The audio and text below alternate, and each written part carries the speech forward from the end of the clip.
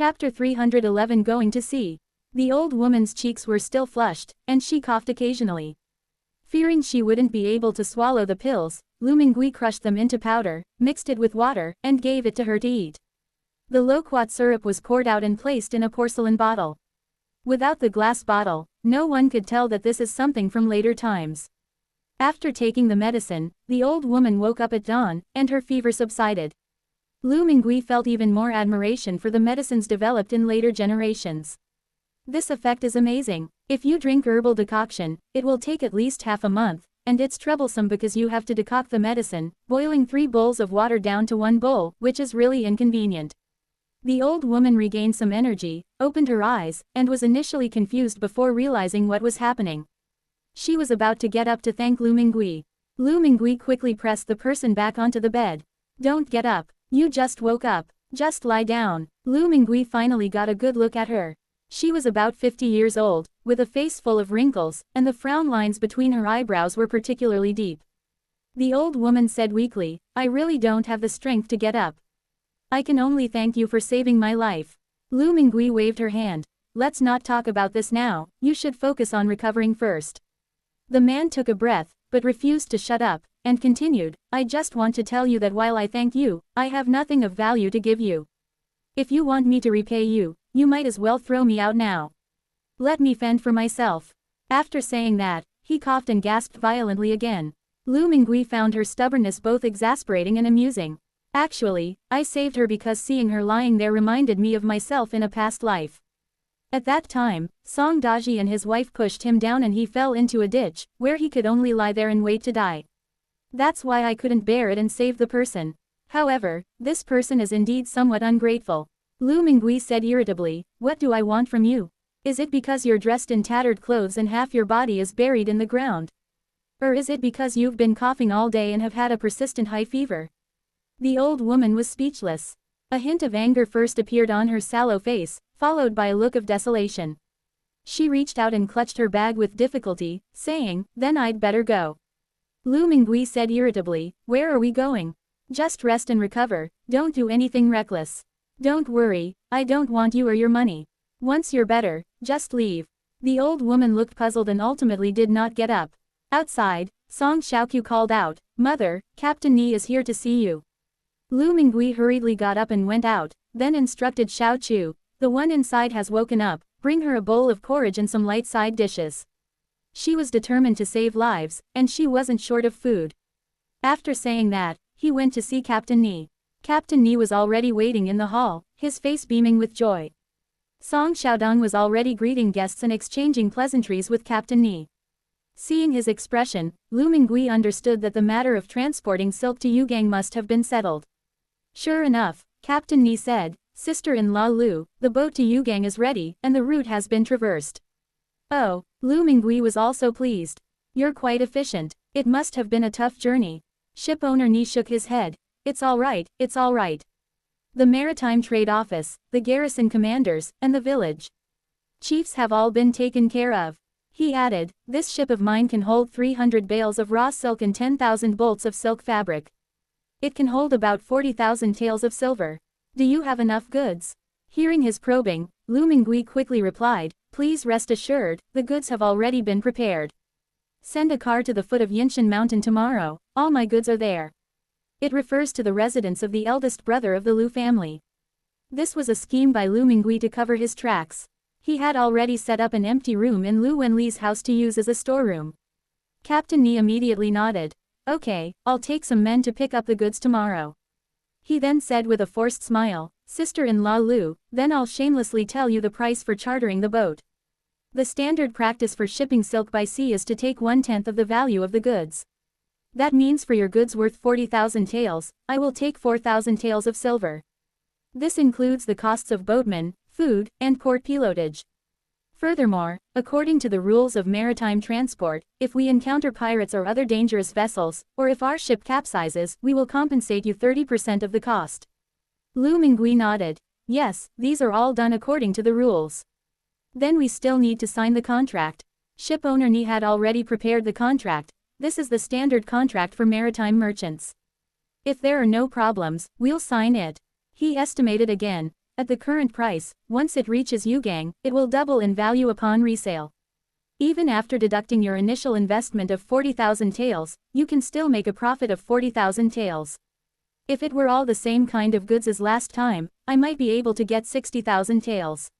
He exclaimed, this one trip is equivalent to a year's worth of running on the canal. I am also benefiting from your influence. Lu Mingui echoed, we still need to rely on you, this is good for both of us. By the way, this ship can't be loaded with any other company's goods. Captain Ni nodded. Don't worry about that. I know how to only load your goods, ventilate daily, and inspect the goods. Lu Mingui was relieved. I'll pay you half of the freight cost now, and the rest when we get back. Is that all right? Of course, no problem, Captain Ni said.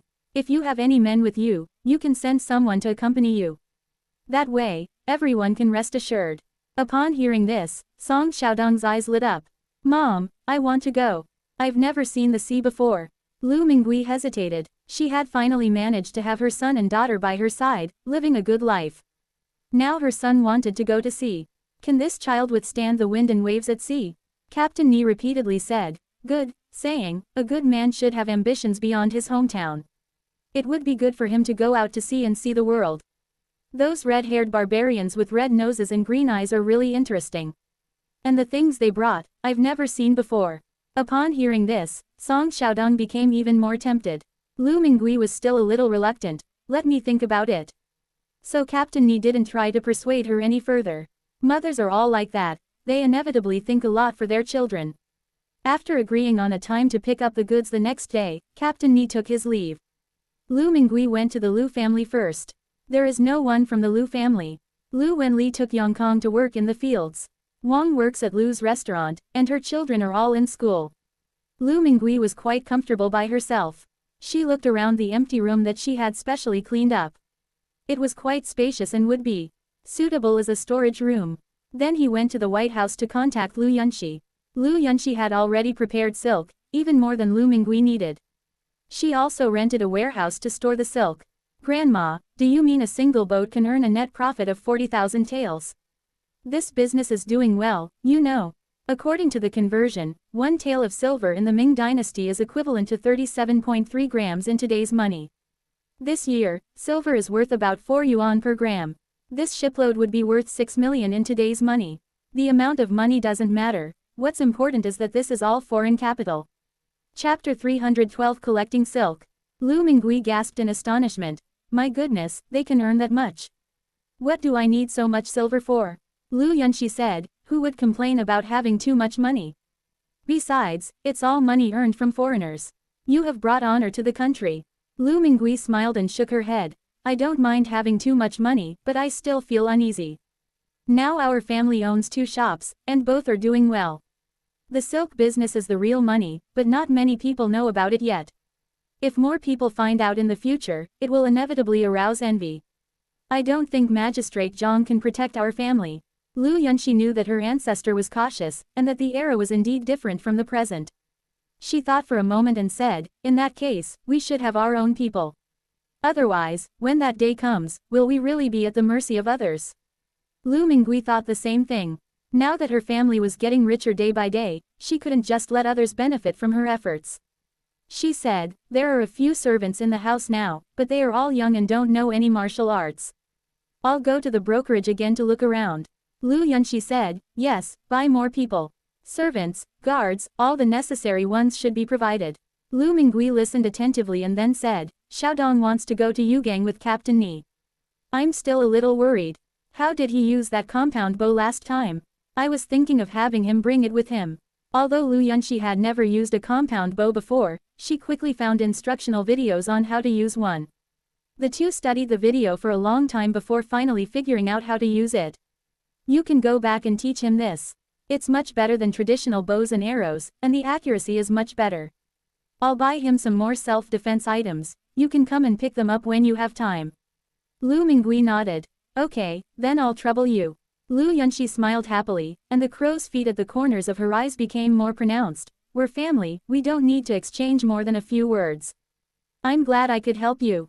Let's go pick up the goods.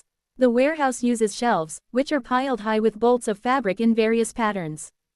The shelves are labeled with barcodes, product names, color codes, quantities, and batch numbers. There is a dehumidifier, a temperature and humidity controller, and firefighting equipment in the corner. Everything is modern, Lu Yunxi said. The fabrics inside were just delivered.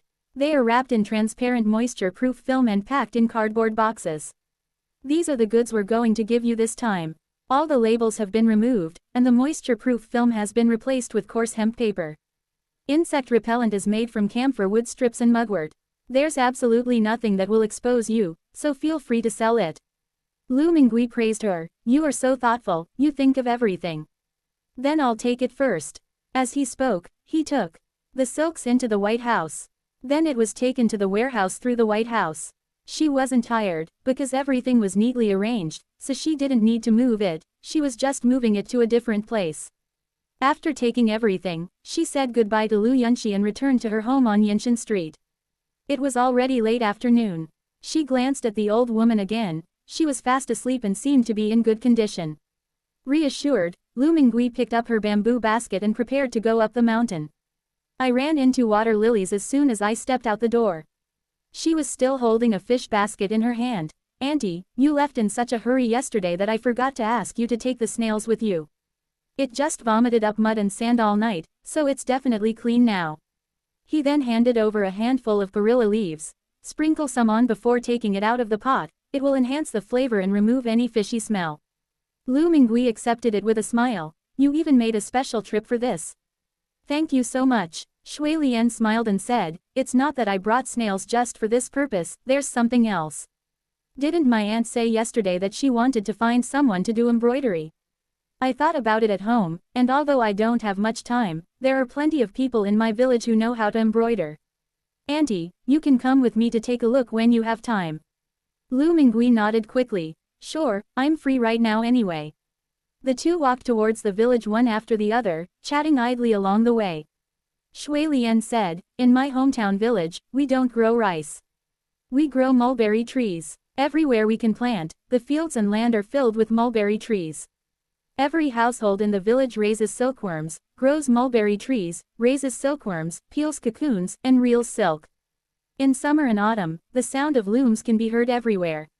The reeled silk should be woven into silk fabric, which will fetch a higher price. The only time to relax throughout the year is during winter. Thanks to these, everyone in the village is self-sufficient. Although they are not rich, no one goes hungry.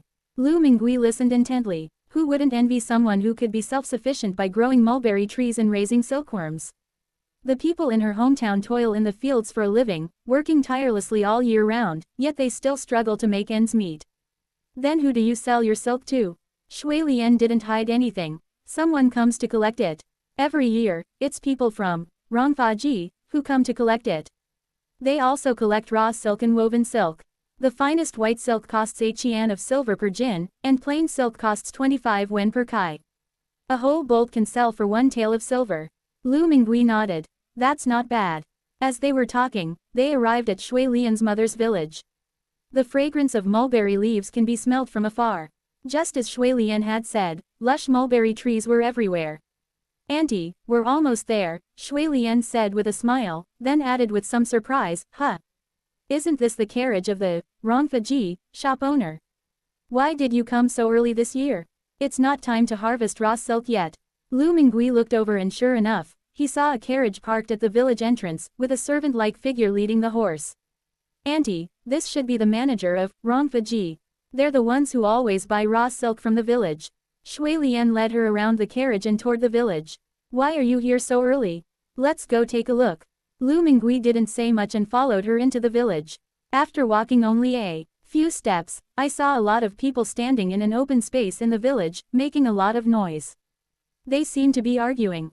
Shui Lian pulled Lu Mingui aside. Auntie, please wait here for a moment, I'll go see what's going on. She was afraid that the crowd would cause Lu Mingui to bump into her. Lu Mingui nodded. Go ahead and get busy. As she stood in the corner, she heard someone in the crowd shout, Manager Qian, we signed a contract. How can you just lower the price like that? Yes, our village has been selling raw silk to your Rongfaji for 15 years now. Manager Qian, you know best the quality of our raw silk, it's much better than that of other villages. Manager Qian sneered, what's so good about it? The finest silk from Lake Zhou is only worth 8 Qian of silver this year. Can you even compare to them? In short, we will purchase it at 6 Qian per jin this year. If you won't sell, plenty of others will. The village head stood at the front of the crowd and said angrily, 6 coins. You've gone too far. Our raw silk is the best in the surrounding villages. Although it can't compare to Huzhou silk, it's not much different. Chapter 312 Embroidery. Manager Qian refused to back down. You yourself said that you are not as good as Huzhou silk, so you have some self-awareness. In short, this year's raw silk will be purchased at 6 Qian per jin. If you don't sell, you'll just have to wait for it to rot in your hands. Don't even think about selling it to others. Rongfaji doesn't accept it, and no other company will want it either. If you don't believe me, then try it on me. After saying that, he turned and left, not caring about the villagers' anger. What's the point of getting angry? They've already spoken to other merchants. Their goal this year is to drive down prices. These raw silks are extremely delicate, susceptible to moisture, insect infestation, and strong light. I don't believe these people can handle them. As he passed by Lu Mingui, he merely glanced at her and paid her no attention. There are plenty of old women like this in the countryside. The villagers were in an uproar. Local lord, Manager Qian is being far too unreasonable. How can you just lower prices like that? Has all our hard work this year been for nothing? HMPH, I felt something was off a couple of years ago. Whoever pays a 3-month delay? Some people are worried. If we don't sell to them, what will we eat? Last year they said we didn't have enough raw silk and told us to convert all our paddy fields to mulberry trees. The mulberry trees have just grown and the leaves are ready to be harvested, and they're already lowering the price. This is clearly intentional. The village head looked distressed. It seems this was premeditated. If we don't sell to them now, we'll be stuck with this bad deal. These people figured out that our raw silk couldn't be stored for long, that if we didn't sell it, we wouldn't have money to buy grain, and if we didn't sell it, we wouldn't have any food to eat. A young man stood up, indignant. I don't believe it, they're the only ones accepting this. Are we really going to sell it to them for a pittance? 6 Qian of silver this year, what about next year? Are we going to give it to them for free next year? No, let's go a little further and try our luck. Let's carry these loads out and sell them. Surely someone will take it. His voice grew softer and softer, and he seemed to lack confidence as he spoke. Where can you go if you go a little further? Rongfaji is ruthless and has many connections. They say they're going to block off the road, so business in this area is likely to really stop. The scene gradually quieted down, and no one spoke. Finally, the village head spoke up hoarsely, there's always a way out. Please allow me to think about it some more. There's always a way. That's what I said, but I wasn't really sure. The crowd dispersed temporarily, leaving only the village head leaning on his cane, looking worried. Shui Lian then walked over and called out, Uncle. When Fan Lizhang saw her, he forced a smile and asked, Is Shui Lian back? Why didn't you bring the children? Your brother and sister-in-law are probably busy right now, hurry up and go. Shui Lian originally wanted to ask about what had just happened, but after thinking about it, she kept quiet. She only said, it's not about helping, it's about something. An aunt I know wants to buy some embroidery. I don't have time to make them, so I thought I'd go back to the village and ask if anyone has any in stock. Fan Lizhang's gaze shifted to Lu Mingui, who was not intimidated and stepped forward to greet him. Shui Lian introduced them. Uncle, this is Aunt Lu, whom I know. She owns 2 shops on Yinshan Street. Our village's bamboo shoots were able to sell out thanks to Auntie. He then said to Lu Mingui, Auntie, this is my uncle, he is the village head. Fan Lizhang knew about this when Shui Lian came back to help last time. It's a good thing that this old woman is willing to buy embroidery, at least it will earn some money for the villagers. So he said, then quickly take this manager Lu to his home to rest for a while, and I will go and ask everyone to bring out the embroidery. Lu Mingui smiled and thanked her, then followed Shui Lian home. Shui Lian's family lived on the east side of the village. Her parents were old, and she only had one older brother. Her sister-in-law was also in poor health. The family did not seem wealthy. The family was very hospitable and invited Lu Mingui into the main room for tea. As soon as Lu Mingui sat down, a lot of young wives and young women rushed in. Someone asked, do you really buy embroidery? What's the price? I used to sell them at the market, and the price was pretty good in town. It's convenient for them to come to the village to collect it. Shui Lian then said, "This is Manager Lu from the street. He came here specifically to see everyone's craftsmanship. Ladies, don't worry, let's wait until we've seen the goods before we talk about it." One at a time, someone laughed and said, "Shui Lian, you're just like a housekeeper." Shui Lian wasn't annoyed. "What business do I have managing the household? It's because Manager Lu trusts me. I also trust the skills of our village." I boasted to Manager Lu that the embroidery in our village has bright colors and dense stitches. Today I must let the shopkeeper verify whether what I said is true or not. Hearing Shui Lian say this, the villagers all fell silent. Shui Lian then whispered to Lu Mingui, "Auntie, please take your time choosing.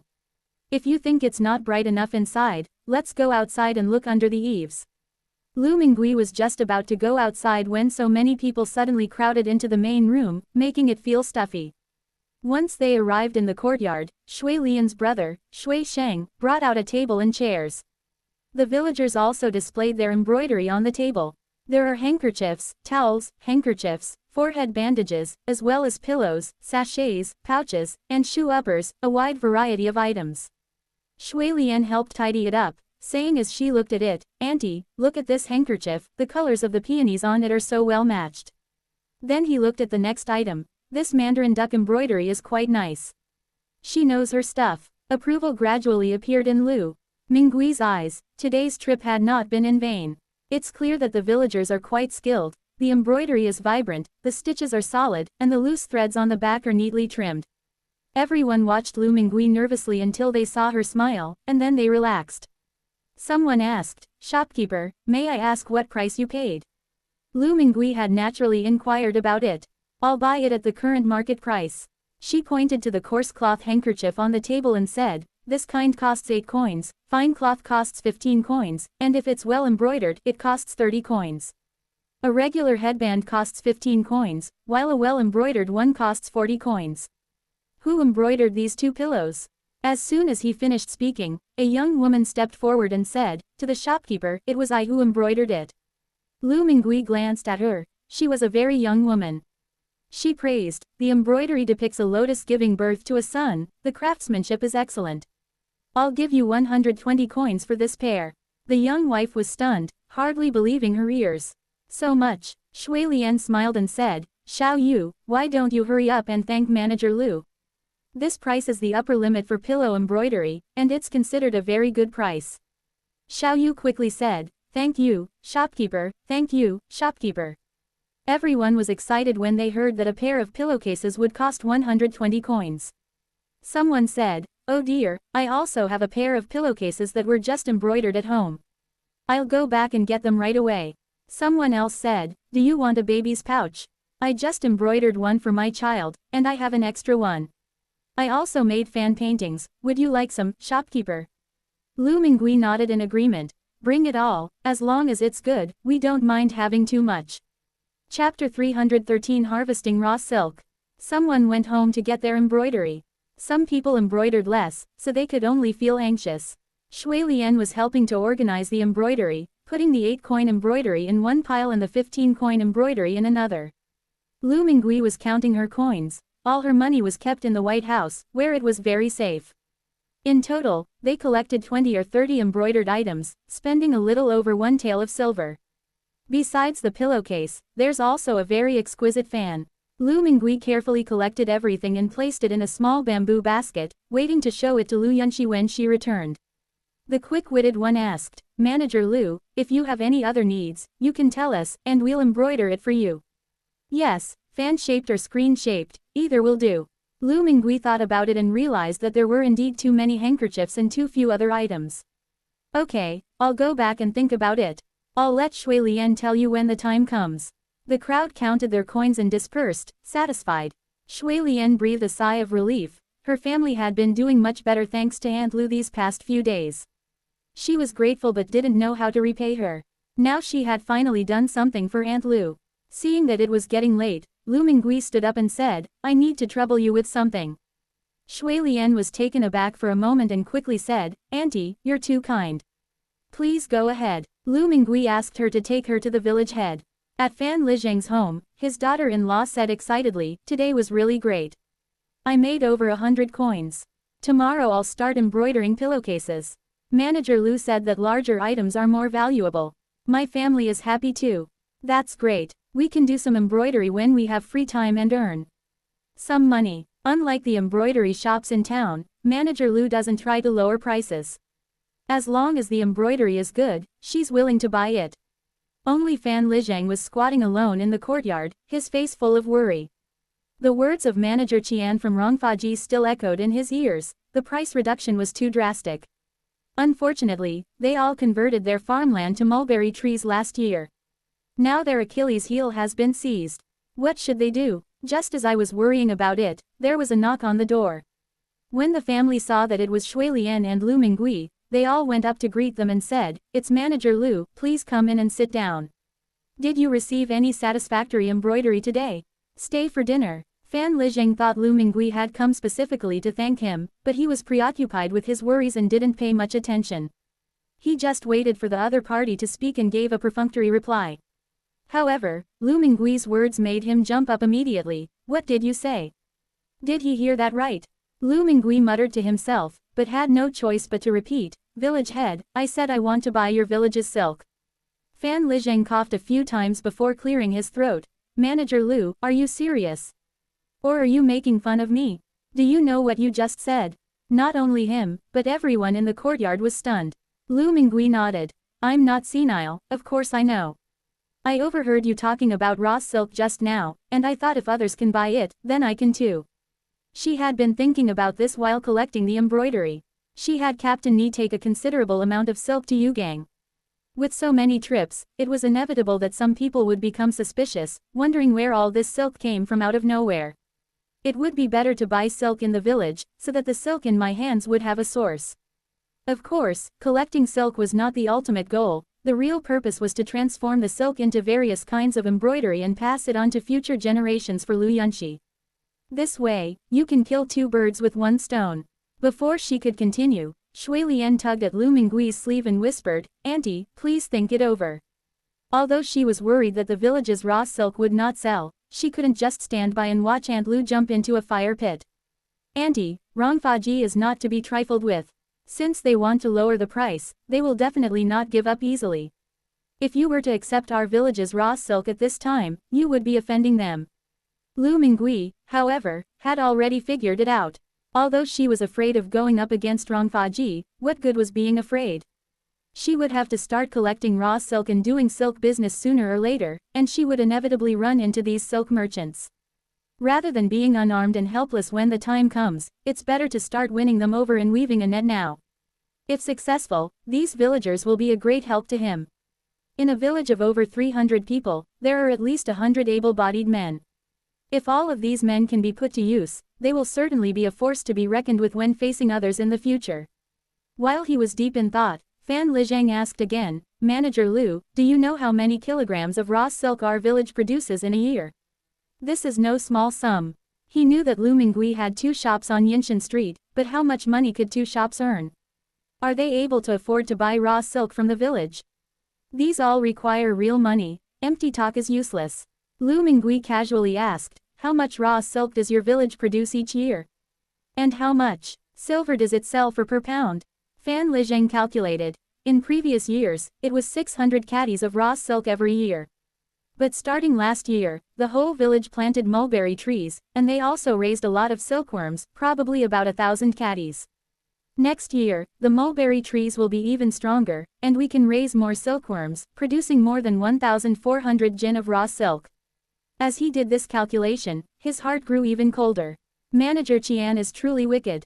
Who has the audacity to buy so much raw silk? Unfortunately, I didn't see through it at the time, and I was only thinking that things would be better this year, so I fell into the trap.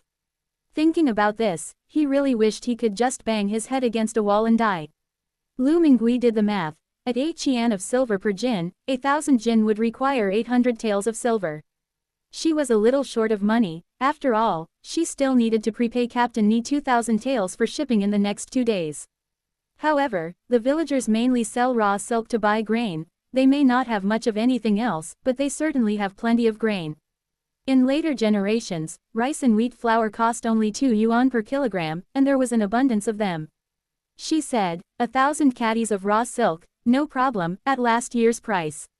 I can pay a deposit first, and then pay the balance when your raw silk is on the market. If you're willing to be more accommodating, we could use rice to offset part of the silver. What do you think? Fan Lizhang couldn't help but look at Lu Mingui again. Who was this old woman? How could she be so generous? It's both silver and grain. He asked incredulously, is this really true? Are you really capable of collecting all the raw silk in the village? Lu Mingui nodded. Of course it's true. I said we could sign a contract and pay a deposit. Fan Lizhang readily agreed. Okay, it's a deal. I'll gather the villagers here right away and explain the matter. Lu Mingui said, wait a minute, I have something else to say. Since you're going to sign a contract, you have to guarantee the safety of this raw silk, so that it doesn't get snatched up by wrongful people. Or they might be sabotaging us behind our backs. Fan Lizhang also had this concern. Just as Shui Lian said, Manager Qian started planning this last year or even earlier. How could he easily let them sell the raw silk to others? If they find out later, they'll have no choice but to resort to underhanded tactics. Manager Lu's actions were out of kindness, to help the village out of its predicament, and she shouldn't have to bear the consequences. Chapter 314 Wasteland. Lu Mingui watched as Fan Lizhang fell into deep thought and remained silent for a while. She was willing to use money to solve the problem, but the root of the problem couldn't be solved by money alone. At the very least, the people in this village should unite as one to resist Rongfaji and that shopkeeper surnamed Qian. Relying on ourselves alone, we can't protect this village. In just a short while, Fan Lizhang had already come up with a solution. He said, all right, let's not tell anyone about this for now, and keep it from the villagers. Let's stall Manager Qian's side for now. Lu Mingui cautioned, delaying or concealing the truth is not a long-term solution. Those people will find out sooner or later. Where in this world can you find a secret that stays hidden forever? Fan Lizhang fell into deep thought again, and his son Fan Da said, could those people really come and rob us? Lu Mingui thought to himself, if I can't rob them openly, can't I at least steal them secretly? Even if I set them on fire, these silkworms can't withstand it. After Fan Da finished speaking, he probably already knew what was going on in his mind, and he shut his mouth with a sullen face. Are those people easy to deal with? The atmosphere in the courtyard was somber, no one spoke. Just then, someone else arrived outside the courtyard. Zhang Yuanzhou strode in, coming face to face with the crowd. Before the Fan family could even express their surprise, he called out, Auntie, you're really here. Lu Mingui was also surprised. Why did you come looking for me? He then introduced the man to the Fan family, saying, this is my future son-in-law, surnamed Zhang. The Fan family all praised, this young man is truly handsome and has a remarkable appearance. Lu Mingui thought to herself, my daughter is also good-looking and has a good character. However, she was happy when others praised her son-in-law, and she humbly echoed their praise. Zhang Yuanzhou then said, when I went home, Xiao Chu said that you had left a long time ago and hadn't returned home yet, so she sent me to look for you. She said you might have gone to Lijiakyun or Fanjiakyun. Xiaodong and I split up to search. Lu Mingui looked at the sky and slapped his thigh. Look at me, I was so engrossed in talking that I forgot the time. Isn't it too late? It's getting dark, no wonder my family is worried. If only we had cell phones from this era, we could just make a call and explain everything. Zhang Yuanzhou wasn't in a hurry, it's good that I found you. After saying that, he waited to the side. The Fan family knew he was Manager Lu's son-in-law, so they didn't hold back and continued talking about what had happened before. Fan Da said, if Manager Qian doesn't receive the raw silk and gets angry, he might really cause trouble for us. We'll have no way to prevent that. We still have to be careful, Fan Lizhang said. Last year, I strongly supported the conversion of farmland to mulberry trees. If I cause trouble, I will have no face to face the elders of the village. But how do we defend against that? Zhang Yuanzhou listened for a while and roughly understood. He then interjected, actually, when I came over just now, I saw that the village is surrounded by rivers. This river is not very wide, but it is not narrow either. If we cross the river, there will inevitably be some disturbance. Moreover, the river is bare at night, so we built watchtowers at key points along the river so that we could clearly see whoever came by. Just arrange for someone to keep watch at night. There are so many people in the village, surely they can keep an eye on everyone. In addition, the villagers have started to organize night patrols, and roadblocks have been set up on the main roads and bridges. If people from other villages come, they will be stopped. Lu Mingui then said, my son-in-law is Wu Ta's patrol officer, so he knows about these things. I think what he said makes a lot of sense. The village should take precautions as soon as possible. The Fan family members also felt that Zhang Yuanzhou's words made a lot of sense, so they began to ask, Brother Zhang, tell me, how should this watchtower be built? Where will it be built? How tall will it be? Zhang Yuanzhou was already pleased with Lu Minggui's praise, so he didn't refuse. I need to take a closer look. There's still some time before the silk reeling season, enough time for us to prepare everything. The Fan family nodded repeatedly. Taking advantage of the situation, Lu Mingui said, in that case, I can contribute some silver to help you build the watchtower. However, I have one request. Fan Lizheng was indeed short of money, and when he heard that she was willing to pay, he was overjoyed and hurriedly said, Manager Lu, consider this money a loan from you.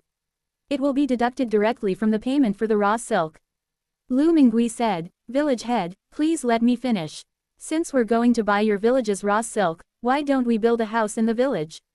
That way, it will be easier to store it. I just don't know if there's any suitable land in the village. Fan Lizheng thought it was some kind of request. It was just a piece of land, wasn't it? As the village head, I do have this much power. I wonder how big a piece of land Manager Lu wants. The bigger the better, of course. The bigger the better. Fan Lizheng repeated this sentence, and began to worry again. He said cautiously, Manager Lu, there is a piece of land near the village, but it's not big enough.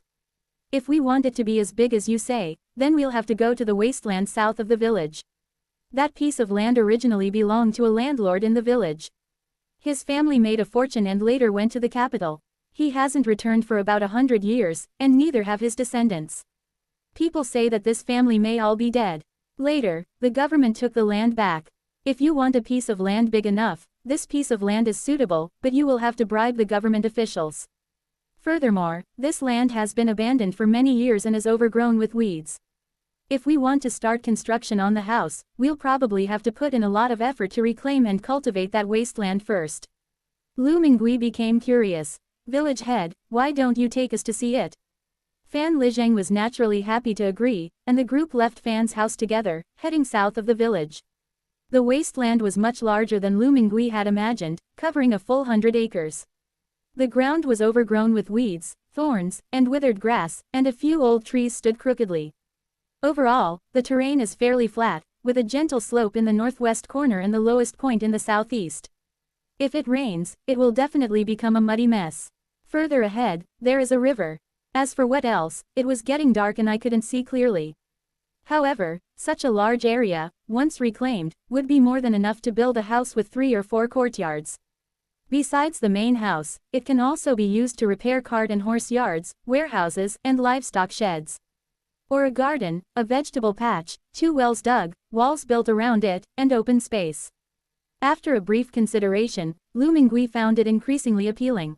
However, she still asked, how come such a large piece of land has remained unsold for so many years? Fan Lizheng said, it's not that no one wants it, some people have inquired about it, but nothing has come of it. Firstly, this land might be land with no descendants, which the gentlemen consider taboo, so they are unwilling to buy it. Secondly, the location is a bit remote, and the land is sloping and surrounded by wild woods. If we were to level it and build houses and courtyards, the cost would probably be more than the money spent on buying the land. Thirdly, this is the road. It's far from the main road, and the path is muddy. If we want to make it easier for carriages and horses in the future, we'll have to spend money to widen the road. After thinking it over, this piece of land isn't worth it. Chapter 315 Letting Go. Fan Lizheng said it wasn't worth it, but Lu Mingui thought the land was good. Where in Suzhou today can you buy such a large piece of land? Although it's a bit remote and desolate, it has the advantage of being a large area. We can find some helpers and slowly clear the land. Most importantly, a watchtower will be installed in Fanjakyun, making her safer living there, which is a kind of leverage. In a short while, Lu Mingui made the decision, I will buy this land. She said, please, village head, come with me to the yamen tomorrow. Fan Lizheng didn't try to persuade him any further. He felt that if Manager Lu was a good person, it would be good for everyone if such a person bought the village's land. He naturally agreed. As the group left the wasteland and headed back, Song Xiaodong happened to arrive as well. Li Niu also came along. Li Niu was there to pick up Shui Lian, which was quite a coincidence. Compared to Song Xiaodong, it was Da Huang who first noticed Lu Minggui's presence and rushed over from a distance, panting heavily. Zhang Yuanzhou quickly shouted to stop him, "Big Yellow." He was afraid that Da Wang might be too rough and knock the old man down. But the big yellow dog wasn't so reckless, it just affectionately circled around people. So Lu Mingui said goodbye to Fan Lizhang, and the three of them didn't go any further into the village but went straight home. It was getting dark, but fortunately Zhang Yuanzhou had brought a lantern, which illuminated the way, making it relatively easy to walk. On the way, Lu Mingui said to Song Xiaodong, "Mother is planning to buy a piece of land in Fanjiakyun. When the time comes, we'll build a big house, and the whole family can come and live here. There are more and more people in the family. Look, we live too cramped now. You'll need to find a wife someday, you can't keep living on Yinshan Street. It's already packed, and it will only get more crowded in the future." Song Xiaodong had no interest in getting a wife, the boy hadn't quite figured it out yet. He nodded. "Yes, mother is right." Lu Mingui then said to Zhang Yuanzhou, "To ensure a safe and secure living environment in this house, we'll need to build a simple watchtower. You could have shown me how to do it back then." Zhang Yuanzhou nodded. "That makes sense. We'll build a high wall and put watchtowers at all four corners so that people can keep watch every day." Song Xiaodong laughed out loud. "Mom, brother Zhang, what are you talking about? Where in Suzhou Prefecture are there thieves? Why are you so wary of them? Why do you need to build watchtowers and sentry posts inside the house?" He didn't take it seriously at all. Lu Mingui frowned upon hearing this. She pitied Xiaodong for dying young in her previous life, so ever since she returned from the carpenter's house, she has been protecting Xiaodong very well. This child is completely unaware of the dangers of the world. "It seems that we really should do as Captain Ni and Lu Yunxi said. When children grow up, we should let go. Let him know the various aspects of this world." Now she had made up her mind to let Xiaodong go out to sea with Captain Ni to broaden his horizons. Zhang Yuanzhou also said, "Xiaodong, the world is slowly becoming chaotic. You've had your aunt supporting you at home, that's why you haven't encountered any trouble. We're always on the go, so we noticed something was wrong a long time ago. There are many battles in the northwest.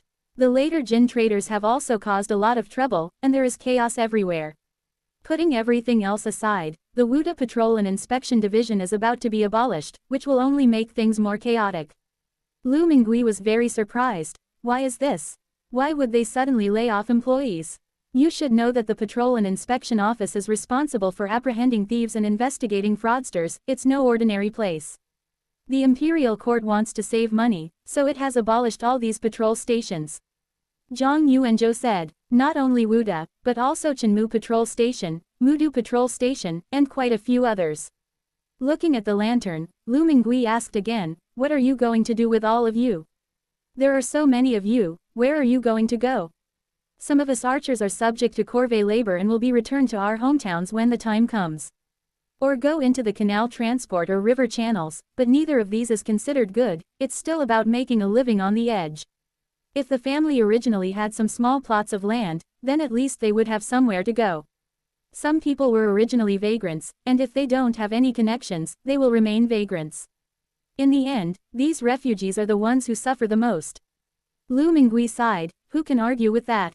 Then she asked about Zhang Yuanzhou's plans. "My uncle asked me to go to the Yamen, but I'm still considering it." As they talked, they arrived at Yinshan Street. It was almost 7 p.m., lanterns were lit on the street, and Luji restaurant had already sold out of food and cleaned up. Song Xiaoqiu was waiting anxiously, and only when she saw her mother return did she breathe a sigh of relief. "Mother, why don't you take a maid or servant with you when you go out from now on? I'm really worried about you going out alone." Lu Mingui naturally didn't want her daughter to worry, so she nodded and agreed. "Okay, next time I go out, I'll bring someone with me. Let's eat quickly." The backyard became lively. After a busy day, everyone gathered together. Old Mrs. Huang, Xinghua, Meng, and a few children. Shen Juya was looking at the two little babies. Tu Antoine and Yuan Yuan are almost 10 months old now and can stand while holding onto a long bench. However, since the children are still young and their bones are still soft, we don't dare let them stand for too long. The two children stood together, their skin fair and delicate, truly exquisite. Everyone enjoyed teasing them. It wasn't until Madame Wang called out, "Come and eat, it's getting late." Everyone responded enthusiastically, "They're here. They're here." In the side room, the old woman looked through the window at the lively family, feeling both envious and heartbroken, tears welling up in her eyes. Just as I was feeling unwell, the door was pushed open from the outside. Lu Mingui walked in carrying a meal. "Are you feeling better?" The old woman was clearly in good spirits. She looked away, leaned back awkwardly on the bed, and said in a muffled voice, "Much better." Lu Mingui ignored her awkwardness and brought the food over. "Let's eat first. You can only eat light food now. I've cooked porridge and a bowl of steamed egg for you separately." The old woman couldn't help but swallow hard as she smelled the aroma. But he still stubbornly insisted, "You don't need to make it separately for me." But his subordinate had already taken the bowl from him. She was starving and craving food. Lu Mingui then opened the window. "Your illness requires ventilation, don't suffocate yourself inside. It's not cold outside now." As she opened the window, the noise outside and the scent of spring drifted in together. The old woman said slowly, "Your house is certainly lively with many people." Lu Mingui followed her gaze and smiled, "That's right. I have a large family, and I like lively atmospheres." The old woman then looked at her and said, "I see that although your family is wealthy, you are dressed simply. Calluses on your hands, wrinkles on your face, your family used to be farmers." Lu Mingui laughed and said, "You have good eyesight, but I've not only been a farmer before, I'm still farming now." She turned to look at the old woman, "But you don't seem like someone who farms. Your hands have thin calluses, but they're not rough. You must be a craftsman, right?" Chapter 316 Kessie, Silk Tapestry. The old woman was taken aback, suddenly realizing she had underestimated this old woman. "I originally thought she was just a farmer who, by chance, made some money in business and built this business." In retrospect, that insight was truly remarkable. "I don't know if it was the cheerful laughter outside that moved me, or if I was feeling much better and more relaxed." She lowered her guard and became much gentler. "My original surname was Kui, and I was originally a Kessie, silk tapestry craftsman." In the gentle spring breeze, she recounted her life story. Granny Kui's real name was Kui Yun. She lived outside Kimin and her family made Kessie, silk tapestry. She knew how to use a shuttle from a young age and could weave robe fabric when she was a teenager. At the age of 15, he was summoned to the Weaving and Dyeing Bureau, where he worked day and night ever since. But Kui Yun doesn't feel tired, she likes this line of work. They wove all kinds of things for the palace, such as the emperor's wedding clothes and the empress dowager's prayer books. There were countless of them. When she turned 25, someone proposed marriage to her family. Her brother and sister-in-law told her not to get married, but to stay and work peacefully in the Textile and Dyeing Bureau, and that her nephew would take care of her in her old age. She believed it, and since she didn't want to get married, she thought it would be fine to just live like this. "We are locked up in the Weaving and Dyeing Bureau all day long, working with our hands and eyes constantly on the job. Sweating in the summer and getting chilblains on your hands in the winter, you can't stop. But looking at the finished products, I have no regrets at all." Kui Yun seemed to recall that scene, and a smile appeared on her lips. Soon, she sighed again, "But I'm old and my eyesight is failing. I retired from the Textile and Dyeing Bureau last year. All I have left is this little bundle. My brother and sister-in-law have long since passed away. My nephew took care of me for 2 months, and at night he would secretly come and rummage through my belongings. But he discovered that I was just a penniless cripple. Not only are the people useless, but there is also no money. Where would I get the money? I gave them all my wages every month." At this point, she coughed heavily a few times before continuing. "He and my niece-in-law wanted to kick me out, but they wouldn't say it directly. The two of them are always fighting and arguing in front of me, putting on a show for me. Later, I couldn't stop coughing, and the two of them couldn't keep up the act any longer, so they kicked me out." Kui Yun spoke casually, as if she weren't talking about her own situation, but her tone couldn't hide her sorrow. After saying these words, she curled up on the bed, as if she had no strength left. Lu Mingui listened quietly to her story, and then she understood why she had collapsed alone in the roadside bushes that day. It turned out that he had been kicked out by his nephew. No wonder this person always seemed to be covered in thorns and spoke so harshly, it turns out he had been provoked. A feeling of sympathy welled up in her heart as she looked into Kui Yun's cloudy eyes. "People's hearts are fickle, so don't think too much about it. Although my family is not extremely wealthy, we can still provide you with enough to eat and wear. Why don't you stay at my house? You don't need to do anything, Just look after the children when you have free time. Of course, if you want to leave, I won't stop you. Even though Lu Mingui felt sorry for Kui Yun, she knew that Kui Yun was a living, breathing person and there was no reason to force her to stay. Kui Yun's cloudy eyes seemed to brighten, clearly indicating that she was extremely happy. However, he said aloud, "Why don't you ask me about Kesi silk tapestry?" Lu Mingui looked back in surprise. Kesi silk tapestry. Isn't that something only the palace uses? What does it have to do with me? Who said it was only for use in the palace? Now it can be used by ordinary people too. Lu Mingui remained unconcerned. You said that an inch of Kesi silk tapestry is worth an inch of gold, and I can't afford it. These words made Kui Yun laugh. An inch of Kesi is worth an inch of gold, not just because it's expensive but also because it's slow.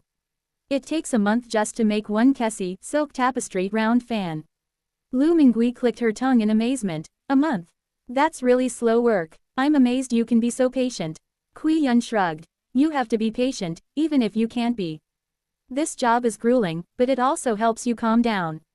Lu Mingui felt that it was more comfortable to work in the fields than to sit there doing work.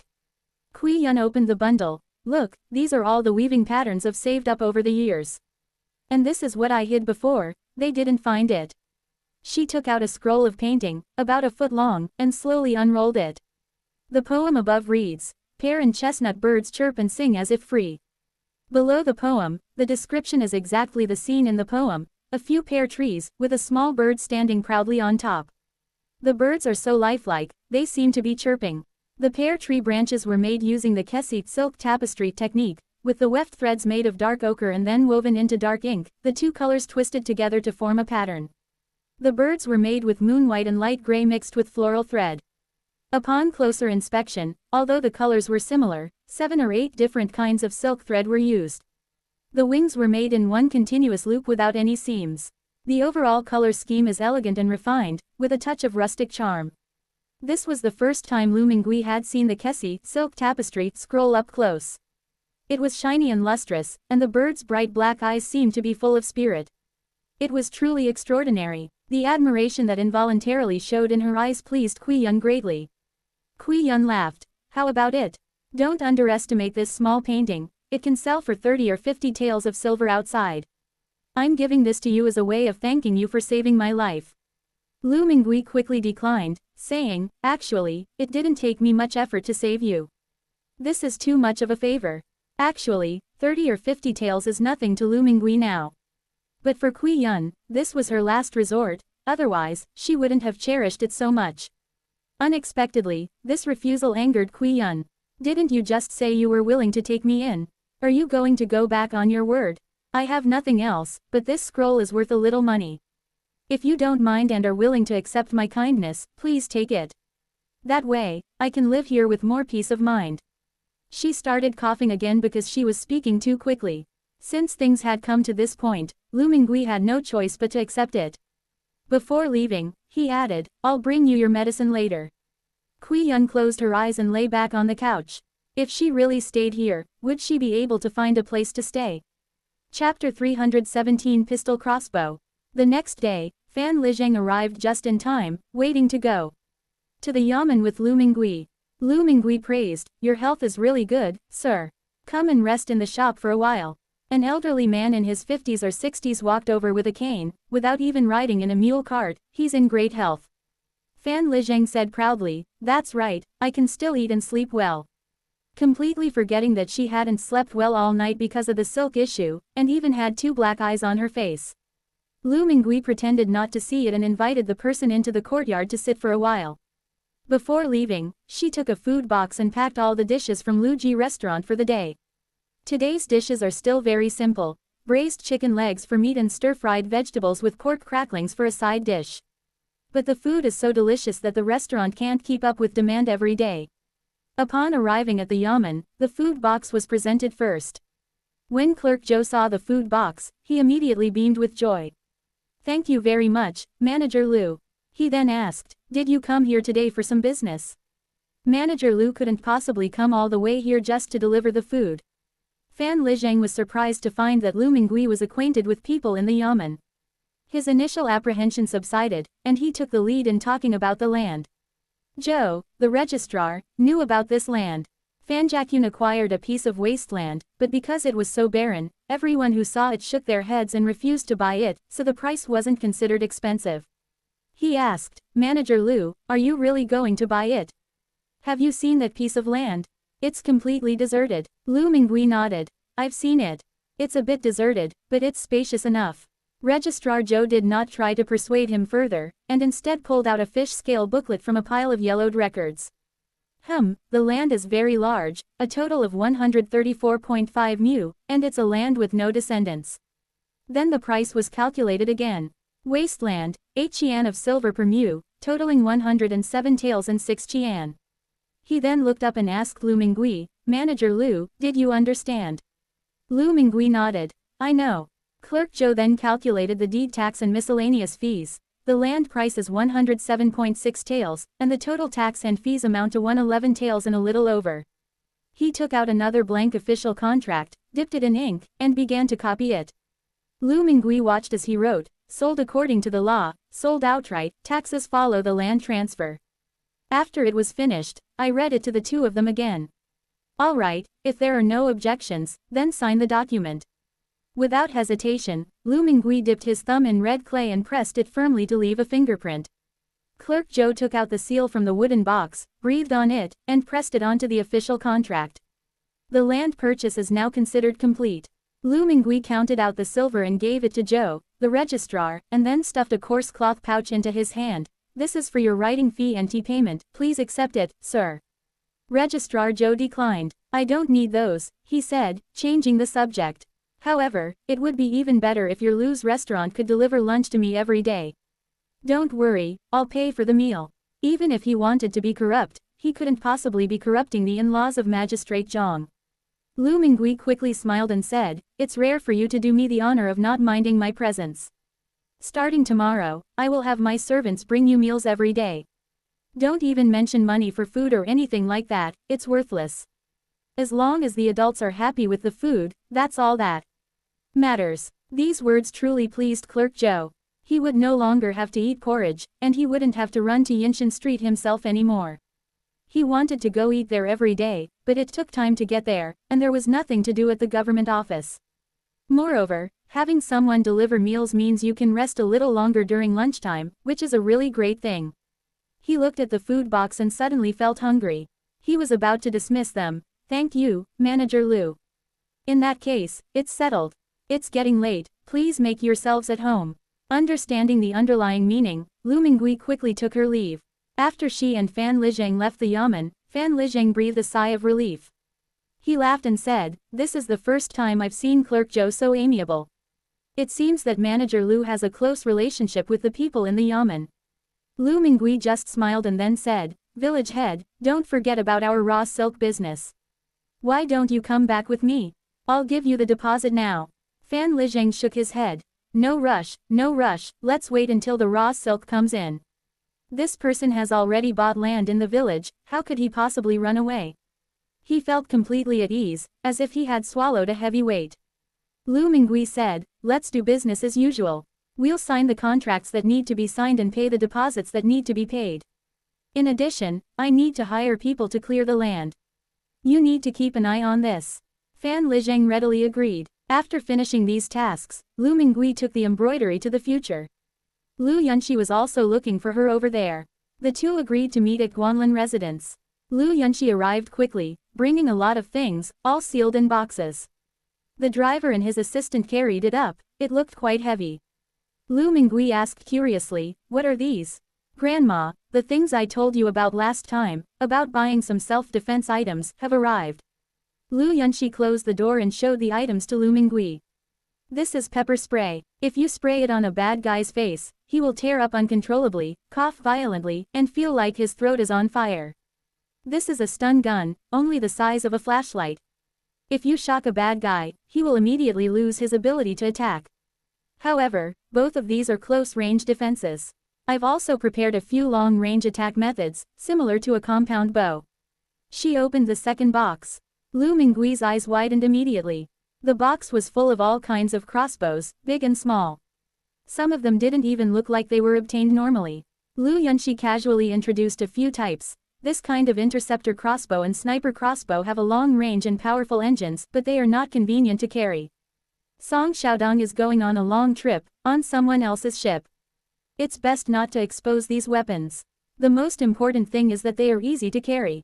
He then picked out a short crossbow. Take a look at this one too. This is called a pistol crossbow.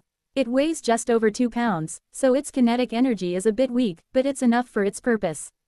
Lu Mingui was also tempted by the small pistol and crossbow. This suits her better than a bow and arrow.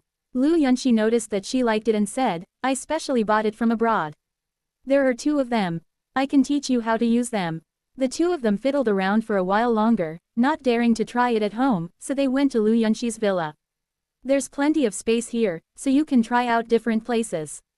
It's really lightweight and easy to use, there's no sound when you wind it up, and you can put it in a bag without attracting attention. It has a short range, about 20 meters.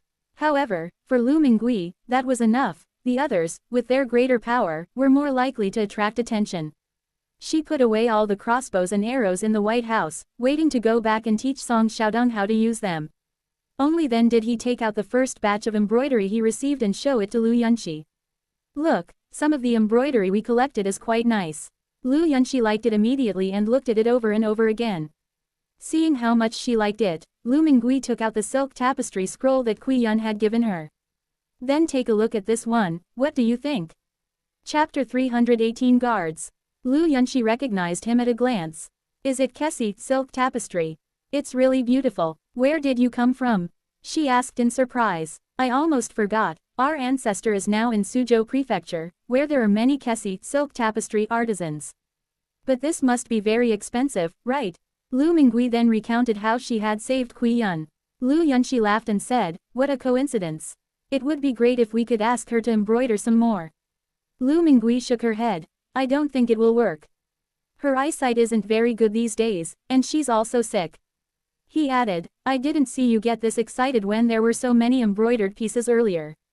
Why do you like Kessi silk tapestry so much? Lu Yunxi continued to look at it over and over, unable to put it down. Of course they are different. The interlacing of warp and weft in Kessi silk tapestry cannot be replaced by machines today. It is the only hand-weaving technique in my country's silk weaving industry that has been recognized by UNESCO as unreplaceable by machines. She pointed to the bird's wing and said, even the most advanced looms today can't achieve this gradient color. That's truly ingenious. Lu Mingui was very surprised. Is there anything your machines can't do? Lu Yunxi nodded vigorously. Of course there are. She wanted to give some examples, but couldn't think of any for a moment, so she simply took out her phone to search. Then he told Lu Mingui, look, this says that besides Kessi silk tapestry, Nanjing Yunjin brocade cannot be programmed by machines because of its complex patterns. There are also bamboo strips, willow weaving, Leizhou cattail weaving. He said a lot. Lu Mingui then realized that although machines are powerful, there are always things they cannot replace. She suddenly said, putting everything else aside, my eldest and second eldest brothers can both weave willow baskets. This is not a difficult task. And bamboo strips, I happen to know someone in the village who grows bamboo and everyone in the village knows how to weave bamboo strips. They know a lot of techniques, like the 6 intertwined and the human-shaped pressing techniques.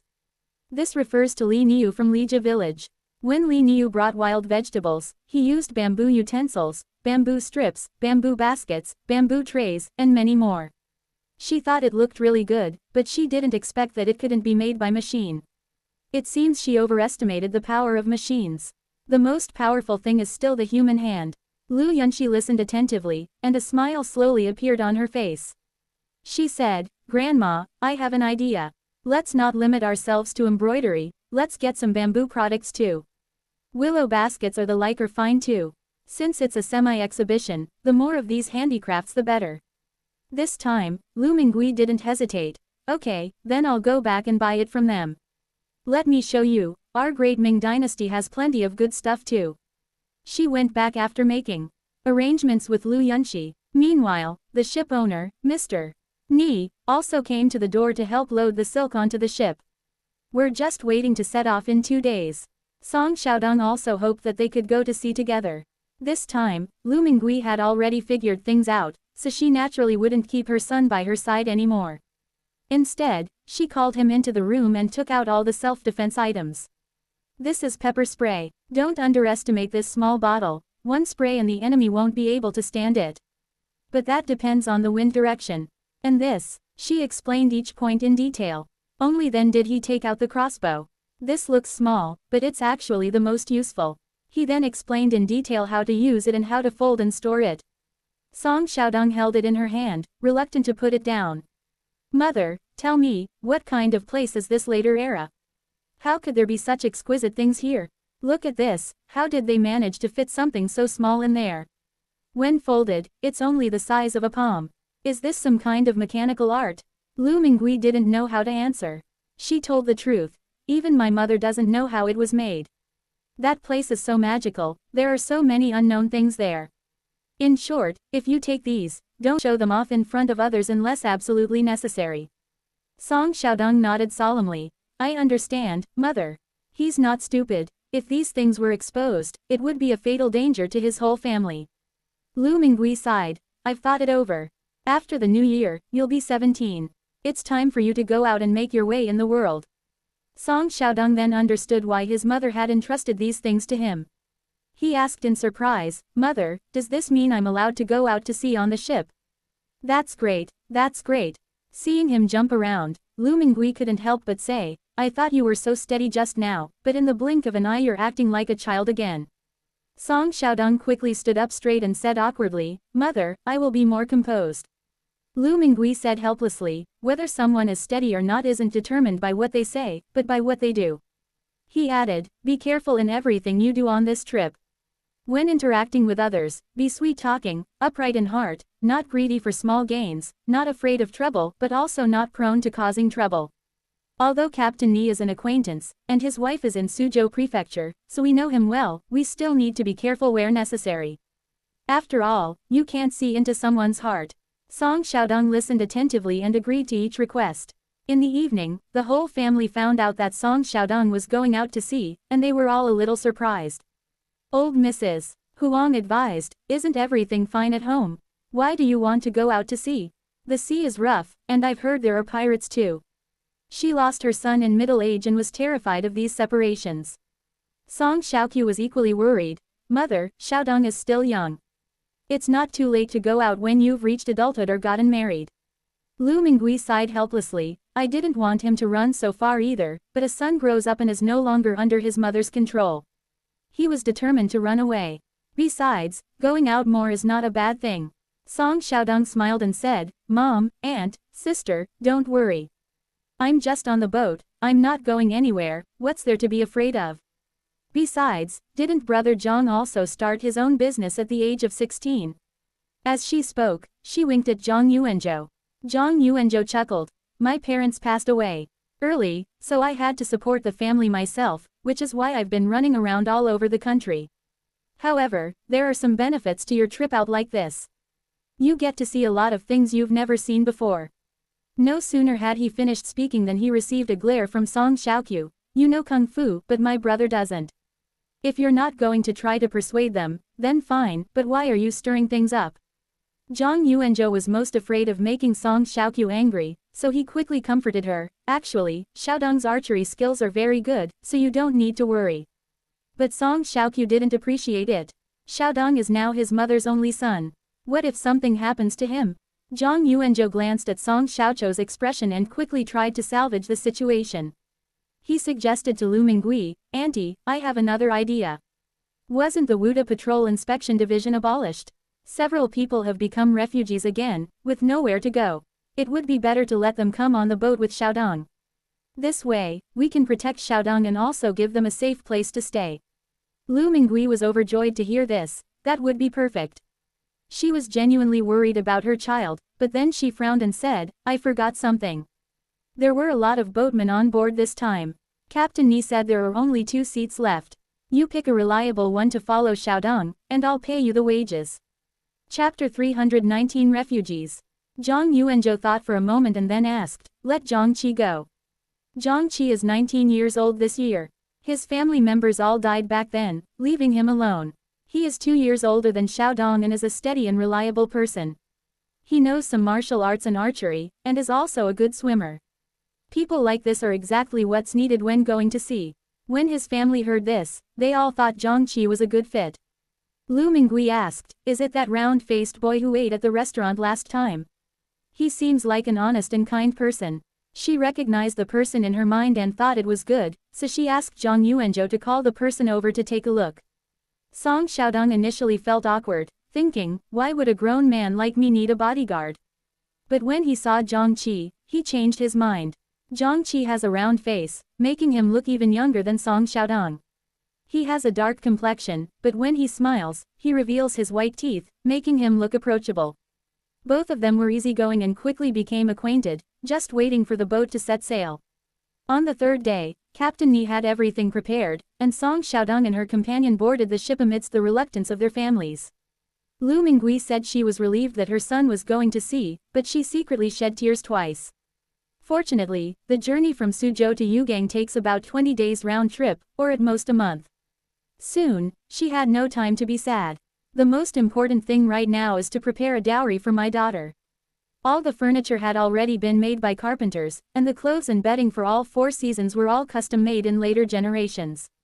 Also, buy porcelain, cookware, and anything else that can be bought in the future. After all, Xu Yang's farm gives her a good share of the profits, which is enough to live on. The remaining items are being prepared gradually.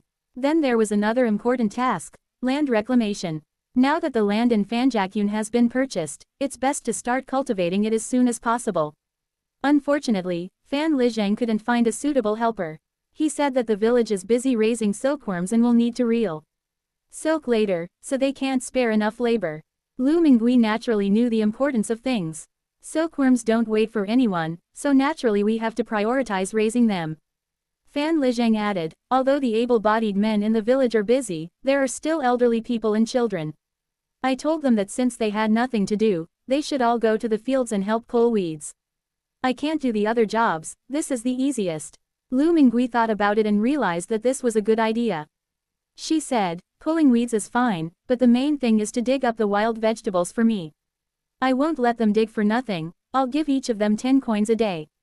When Fan Lizhang heard that she wanted to pay wages, he immediately shook his head. Absolutely not, Manager Lu is too kind. Your willingness to buy the village's raw silk has already solved a huge problem for us. How could I possibly take your money?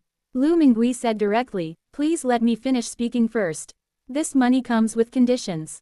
These wild vegetables must be prepared neatly, without any rotten leaves or other inedible grasses mixed in. I will check every day, and if it doesn't meet the requirements, I won't pay the money. Once the villagers received the money, they were no longer helping, but rather doing manual labor. Since they were hired help, Lu Mingui could naturally make these people work according to his own requirements. This is good for both sides. With the villagers earning some income, she no longer needed to sort wild vegetables herself. Fan Lizhang understood her meaning and quickly gathered the elderly and children in the village together. There were about 60 or 70 people who could still work in the fields.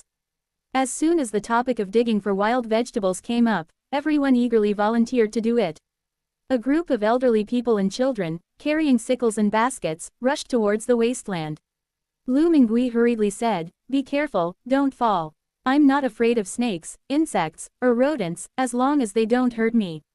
A few days later, Lu Mingui had harvested several hundred kilograms of wild vegetables, and the wasteland was much cleaner. The rest were shrubs with deep roots that had to be dug out with hoes and picks. There were also quite a few loose stones. These tasks are beyond the capabilities of the elderly and children. Just as I was worrying, Zhang Yuanzhou said, there are refugees outside the city. Why don't we go find some refugees to come back and work as laborers? Right now, clearing the wasteland requires manpower, and in the future, building houses will also require manpower. Our family is severely short-staffed. Refugees. Lu Mingui stood up in surprise. How could there be refugees outside the city? They came here from the north these days. Since none of them had travel permits, according to the law, the government dared not let them into the city, for fear of disrupting the city's household registration and causing trouble due to the mixed population. Lu Mingui couldn't help but sigh. The government has its own considerations, but with so many people outside the city, what will they eat and drink? Seeing her worry, Zhang Yuanzhou added, it's not like we'll completely ignore it. The government built several shacks outside the city for these people to stay in temporarily. As for food, the yamen runners will provide porridge every day, 2 meals of thin porridge, enough to not fill you up but not starve you to death. Young and strong men have it a bit better. The government organizes them to repair bridges, dredge rivers, and remove silt. They can eat a full meal every day. The elderly, women and children don't have it so easy, they can only huddle in shacks. Fortunately, it's springtime now, neither too hot nor too cold. If it were winter, a lot of people would have frozen to death long ago. Lu Mingui sighed repeatedly upon hearing this. What a terrible thing to do. We finally escaped, but we still can't get into the city. How long are we going to have to endure this outside? Zhang Yuanzhou shook his head as well. What can we do? That's exactly what the government is planning, they want to stall for time. They were unwilling to spend more money, and they were also afraid of causing trouble, so they just dragged on like this, neither hungry nor full. Once the disaster situation in the north improves, we will send people back to their hometowns without any consequences. Hearing this from the side, Song Xiaoqiu said, Mom, why don't we go take a look? My family is also from the north, and hearing this makes me feel sad. Lu Mingui thought so too. He asked Zhang Yuanzhou, is it convenient to go there? Will it cause any trouble? Zhang Yuanzhou said confidently, don't worry, Auntie, you can go. I've already inquired about it. If I hadn't inquired beforehand, how could I have dared to bring this up in front of my future mother-in-law? He said, buying and selling vagrants is obviously not an option, but finding laborers is. I happen to know Chen Dianxi, who is in charge of resettling refugees. Besides, let's go take a look first, and if there's anything suitable, we can discuss it with Chen Dianxi. Lu Mingui didn't have much hope. She thought that the refugees were really pitiful. If possible, she would go to the future to buy some old rice, mix it with coarse rice, and donate it to set up soup kitchens. Chapter 320 Old Friends. The three of them rode in a mule cart out of the city. After walking another 3 miles, they finally saw the cluster of newly built low shacks. It was clearly springtime, but those shacks still gave it a desolate feel. Lu Mingui got off the mule cart and stood not far away, looking over. There were quite a few refugees, but they were all kept under guard. No one was running around, and no one had the energy to do so. She thought of the time she fled famine in her previous life, when she was just like that, neither human nor ghost, and a pang of sadness welled up in her heart. A yamen runner's shout came, line up, one by one. If we don't line up now, we won't get any porridge. Hurry up. 2 pots were placed on the open ground, filled with thin porridge that was as thin as water, with a few vegetable leaves floating on top. As his shouts rang out, the previously apathetic crowd stirred, and soon 2 lines of ragged, emaciated refugees formed, their eyes fixed on the pot in front of them. Each of them carried a broken bowl and moved slowly forward. Those who received the porridge carefully held their bowls, stepped aside, and handed the porridge to the elderly and children first. The children's lips were chapped, and their eyes were filled with longing for food, yet they still politely refused to eat. The old woman's eyes were deeply sunken as she advised, Grandma isn't hungry, you all eat. As they were pushing and shoving each other, she inadvertently glanced at a few people standing in the distance. Why did the old lady in the lead look somewhat familiar? Lu Mingui rubbed her eyes in disbelief. Why does that old woman look so familiar? This local accent sounds so familiar. Song Xiaoqiu tugged at her arm. Mom, isn't that Aunt Zhao? Is that Xiaoya next to you? Xiaoya is the youngest daughter of the 3rd son of the Zhao family. Aunt Zhao looked different, she had aged considerably and was no longer the clean and capable woman she used to be. Moreover, he was extremely thin, looking like he could be blown over by the wind. Lu Mingui had already taken 2 steps forward, asking incredulously, Sister-in-law Zhao. Is it Sister-in-law Zhao? You, how did you all get here? The commotion attracted the attention of the constables, 2 of whom, carrying knives, shouted, who goes there? Zhang Yuanzhou quickly stopped them. Brothers, it's me. He is Magistrate Yang's nephew, who in the yamen doesn't know that? As he spoke, he took out several dozen coins and handed them over. This is my future mother-in-law. She has met someone from her hometown, so please make an exception for her. Aunt Zhao finally dared to believe her eyes. Isn't this our old neighbor? If the other party hadn't spoken, I really wouldn't have recognized her. After all, Lu Mingui was now wearing a fine cotton robe, and although she still had that wooden hairpin in her hair, she now had a pair of silver bracelets on her wrists. He had fleshy cheeks and a straight back, you could tell he was living a good life. Before she could react, Lu Minggui's warm hand was already in Aunt Zhao's hand. She exclaimed excitedly, I'm not mistaken, it really is you. Sister-in-law Zhao, you've finally arrived in Suzhou. Feeling the warmth from her hands, Aunt Zhao felt a lump in her throat, blinked her dry eyes twice, and tears welled up uncontrollably. Auntie, am I dreaming? I'm so glad to finally see you. Lu Mingui quickly took out a handkerchief to wipe her tears. Don't cry, don't cry. It's not a dream, everything will be all right. Hurry up and pack your things and come back with me. He looked around and asked, where is everyone else? The Zhao family has 3 sons and 7 or 8 grandchildren. How come there are only a few people? Even old Zhao was nowhere to be seen. Hearing her ask, Aunt Zhao wiped away her tears again. He's gone. I was on the way and hid from robbers when I tripped and fell. They robbed me of everything I had on me. He was so shocked and scared that he didn't get up again. Lu Mingui sighed. Back in their hometown, old Zhao was in very good health. How could he just be gone like that?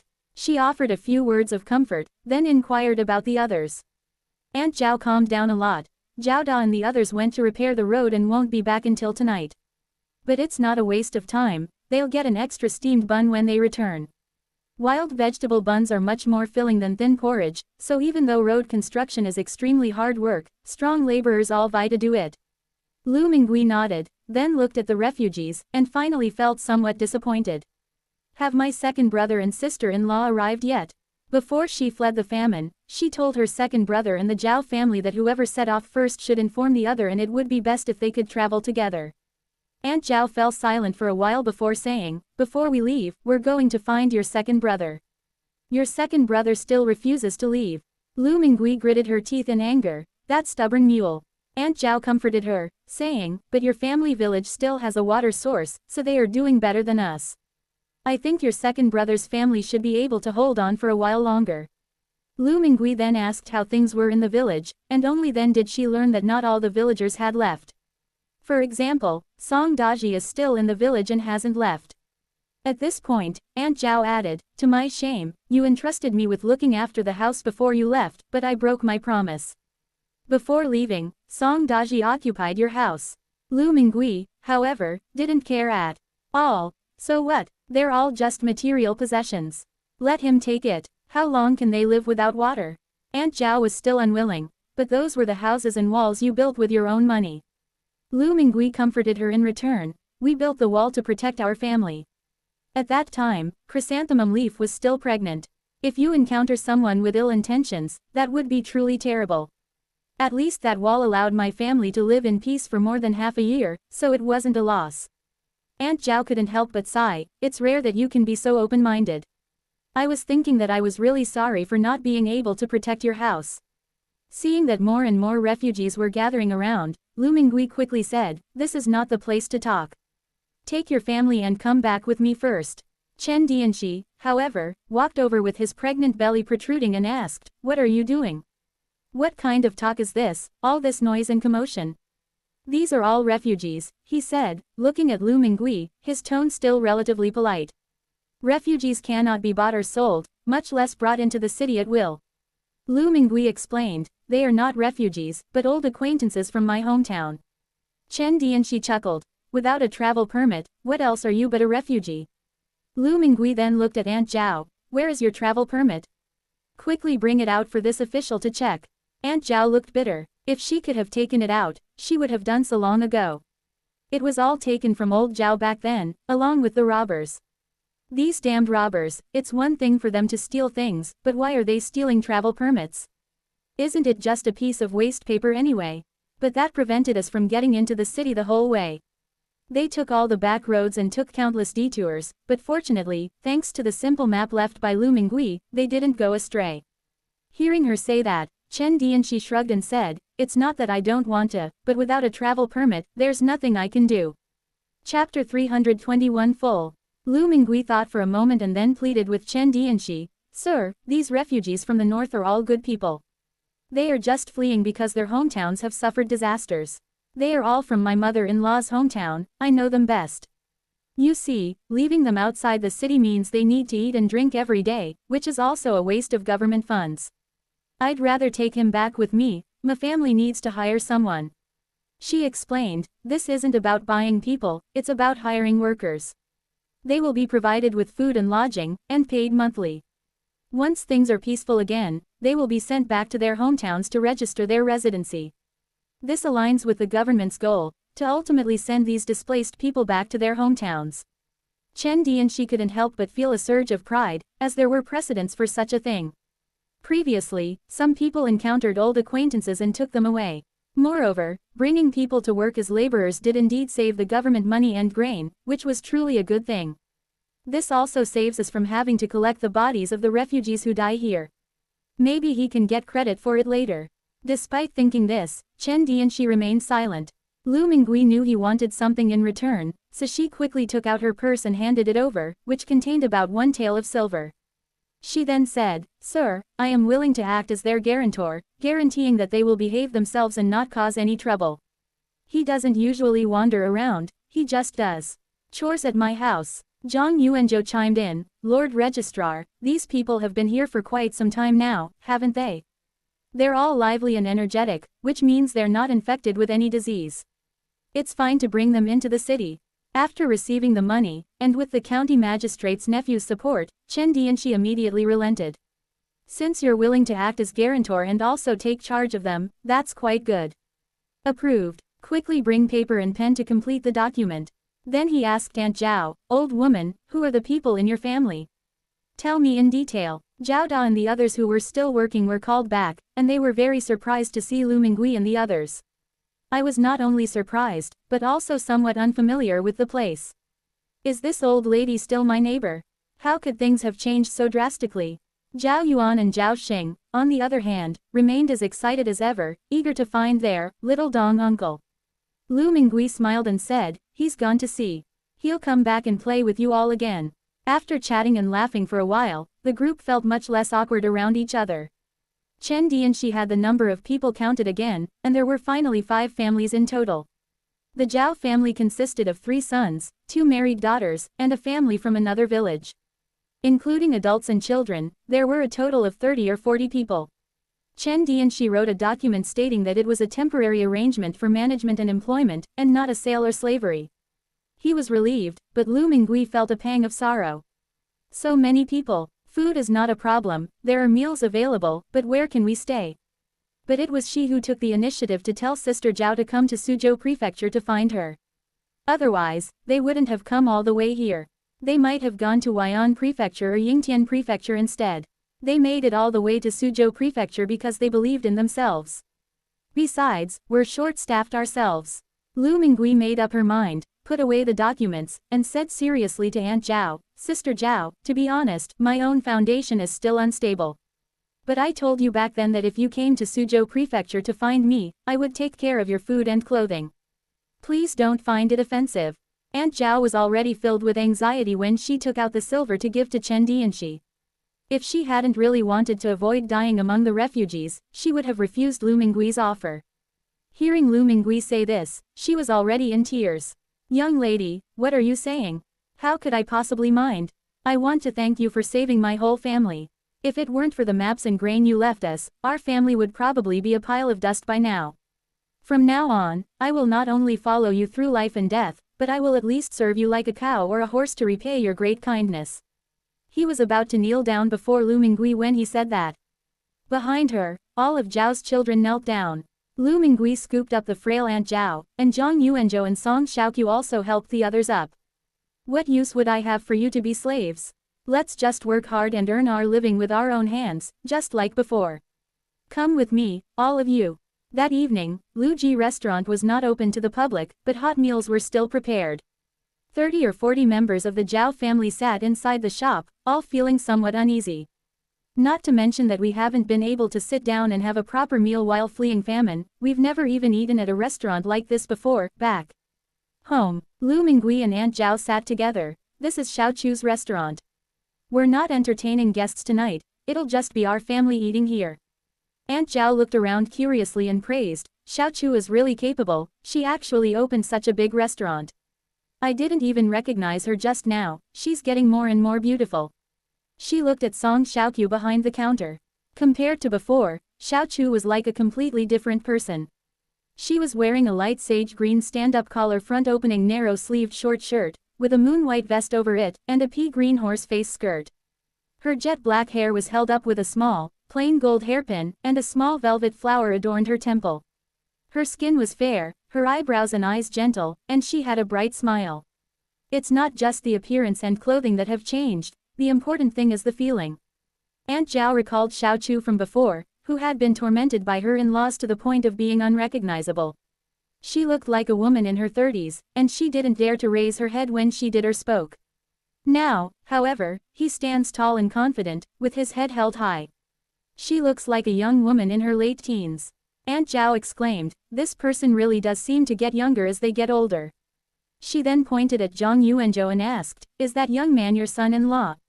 He's quite the match, a handsome man and a beautiful woman. Lu Mingui said happily, we'll be getting married in May. You'll all come to our wedding banquet then. Eat first, you must be starving. Today's dishes were originally intended for the restaurant's opening, and there's enough to eat. Stir-fried leeks with eggs, stewed green beans with meat, stir-fried shredded radish, it has both meat and vegetables, and the portions are generous and filling.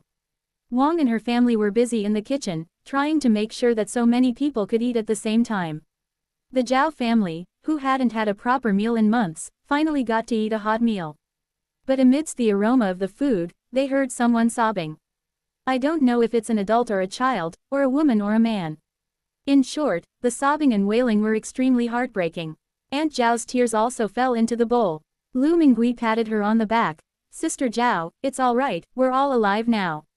We will definitely be able to eat our fill and stay warm in the future, and we will definitely live a good life. Aunt Zhao nodded, took a bite of the rice mixed with her tears, but it wasn't bitter. Chapter 323 Settling in. That evening, Lu Mingui had all the children stay at Lu Yongkong's house. There wasn't enough room on the bed, so he slept on the floor. Luckily, the weather had warmed up considerably, so it wasn't cold on the floor. The adults all went to stay at the inn run by Lu Yongyan, and slept on a large communal bed. Aunt Zhao shared a bed with Lu Mingui. She exclaimed, my goodness, such a big house. I never even dared to dream of it. On this day, seeing firsthand the current state of the Song family, she truly felt the gap between the two families. The first thought that came to mind wasn't jealousy, but shock. Then I remembered that the Song family's life had already improved back when they were still in the village. Back then, when I was working at home, I could often smell the aroma of food coming from the Song family's house. However, she didn't say anything to anyone. After all, thanks to the Song family and Lu Mingui, the Zhao family's life has become much better. Now that she saw that the Song family had opened 2 shops and bought land, she felt that such capable people would be capable no matter where they went. Perhaps with her help, my family could really survive in Suzhou Prefecture. Of course, they do their jobs, none of them are lazy. After washing up, she wore Lu Mingui's old clothes, which fit her fairly well. Lu Mingui laughed and said, you are dressed just right. I have gained some weight and my clothes are too tight. He added, I won't get up at night, I'll sleep inside. Sister-in-law Zhao, you can sleep outside. Aunt Zhao felt that Lu Mingui was just as warm and welcoming as she had been at home, but she still felt reserved. Once she was lying in bed and talking about her hometown, she gradually relaxed a lot. This was the first time she had slept in a bed since fleeing the famine, and no amount of restraint could overcome her physical exhaustion. Lu Mingui, however, was not used to it and was afraid of waking Aunt Zhao, so she endured it without turning over or making a sound. It wasn't until she heard Aunt Zhao sleeping soundly in the middle of the night that she secretly went to Guanlin residence and had a good sleep on the Simmons bed. The next day, before dawn, Aunt Zhao got up. Lu Mingui advised, why don't you sleep a little longer?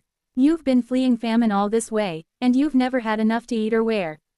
Your body must be severely depleted. If you feel sleepy, take a nap. Aunt Zhao shook her head. I'm too old, I don't need much sleep, I'm not going to sleep. Lu Mingui could see through her thoughts and knew that she was feeling uneasy. He said, all right, I'll take you to eat, and after we eat, we'll go take a look at the fields. She led Aunt Zhao out the door, only to find that several adults from the Zhao family had also arrived. They were too embarrassed to come in, so they waited at the back door.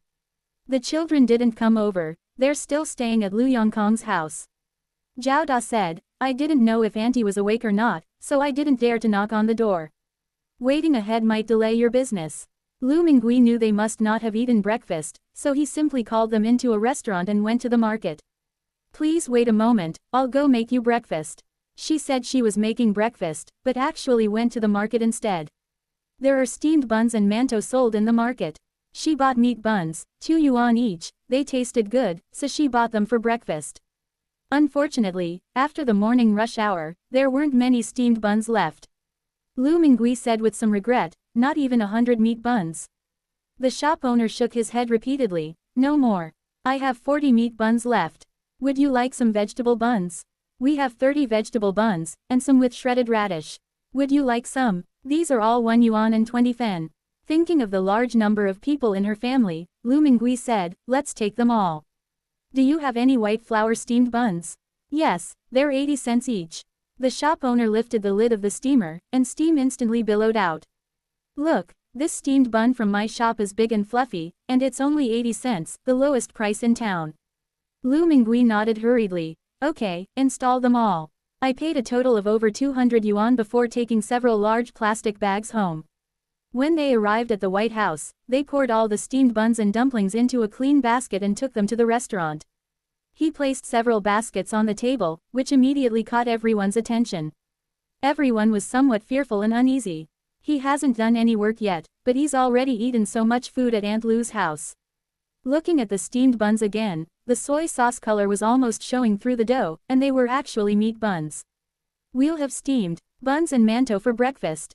After we finish eating, I'll take you to clear the land. However, there aren't enough meat buns. 1 per person won't be enough. There are also vegetable buns and white flour steamed buns. Pickled vegetables are plentiful too. Lu Mingui smiled and handed out a pair of chopsticks to everyone, then brought out the pickled cucumbers she had prepared. Try the pickled cucumbers from Suzhou Prefecture. They're different from the ones from our hometown. They're sweet and salty. It's actually quite good with rice. People here love to eat something sweet. Upon hearing that they could go back to work after eating, everyone stopped being polite and hurriedly picked up the buns and stuffed them into their mouths. Buns filled with meat are delicious, and soft, steaming hot steamed buns are also very fragrant. Everyone ate ravenously, not caring about their appearance. What image do I need? As long as I can eat my fill, that's enough. People who have experienced hunger go crazy when they see food, and they don't know when they will recover. Fortunately, Lu Mingui had prepared enough food, and everyone ate until they were stuffed. After seeing that everyone had eaten and drunk their fill, Lu Mingui said, there isn't enough room at home, and it's not a long-term solution to keep living in the inn. I was thinking, let's build some simple wooden huts next to the wasteland and live there first. Please don't find it offensive. Zhao Da hurriedly stood up and said, Auntie, what are you saying? You saved our lives by bringing us out of the refugee camp. Being able to have enough to eat now is already a blessing for us. The others also said, anywhere we can find shelter from the wind and rain will do. Suzhou is not cold at all, it's all right. Lu Mingui nodded. All right, I'll take you to clear the wasteland. Since the family didn't have enough farm tools, they borrowed them from people in Fanjakyun village. They borrowed a lot of hoes, rakes, sickles, and plows. That day, a row of shacks was built next to the wasteland. There's also a simple stove, which is fine for everyday tasks like boiling water and cooking. The Zhao family was finally settled. Perhaps because they cherish this hard-won peaceful life, everyone is working especially hard. Once the entire wasteland was cleared, Lu Mingui was already working on building a house. With such a large piece of land, we must plan it carefully. The first thing to do is to get the blueprints for building the house. She specifically inquired about the drawing of blueprints from Registrar Zhou. When Zhou, the registrar, heard about the house she wanted to build, he shook his head repeatedly. Manager Lu, the rule set by Emperor Hongwu is that commoners' houses should not exceed 3 rooms and 5 bays. If we build it according to your ideas, and someone with ulterior motives files a complaint, who can stand that? Lu Mingui was a little dumbfounded, and stammered, oh right, there was that too, how could I forget? It's not that I forgot, but I never imagined I could build such a large brick and tile house. After thinking for a moment, Registrar Zhou gave her a suggestion. How about this, the main house should still have 3 rooms. Build a little more from the main house, but the size cannot exceed that of the main house. At that time, we will add 3 open and 5 hidden rooms, add partitions, and build side rooms. If the courtyard is converted into a 3-section layout, there will be enough room for even more people. Chapter 324 Craftsman. Lu Mingui understood. It was indeed possible to build a cover, but it was necessary to find loopholes. Anyway, Registrar Zhou is an expert, so listening to him is the right thing to do. They also asked Registrar Zhou to draw up blueprints for the house, and naturally, they also paid enough money. Then, the most important thing is to find craftsmen to do the work. If you don't find good craftsmen, you might spend a lot of money but end up with a house that's not satisfactory in any way. On rainy days, the yard is full of puddles, and in the dead of winter, the door gaps let in drafts. There are just so many problems. Lu Mingui inquired around and finally found out which craftsmen were in the vicinity. Among them, Lu the craftsman was the best. This man was a renowned craftsman in the surrounding villages, having built houses for many wealthy families. To her surprise, when she arrived and explained her purpose, she was refused. Foreman Lu said he had too much work on his hands and couldn't spare the time. Lu Mingui did not insist and could only take her leave. Behind him, Lu the foreman's apprentice asked, "Master, this is a good job, why don't you agree?" "What kind of good job is this? It's just building a house in the village. Do I really need to get involved?" "You're short-sighted," Lu the craftsman scoffed. "Your master here has built government offices for many officials and even mansions for princes. She's just a woman, a mere businesswoman. Is she worth my time?" As soon as Lu Mingui stepped out of the Lu family's house, she realized that Lu the foreman looked down on her family. But there are so many craftsmen in the world. Even if there's no foreman Lu, there are still foreman Zhao, Qian, Sun, and Li. Just keep looking. Within 2 days, Magistrate Zhang learned of this matter and recommended another foreman, surnamed Zhang. Zhang the craftsman and Lu the craftsman were from the same school, but their relationship was extremely bad. He wasn't as famous as Lu the craftsman, but his skills were excellent, and he had many talented people working under him.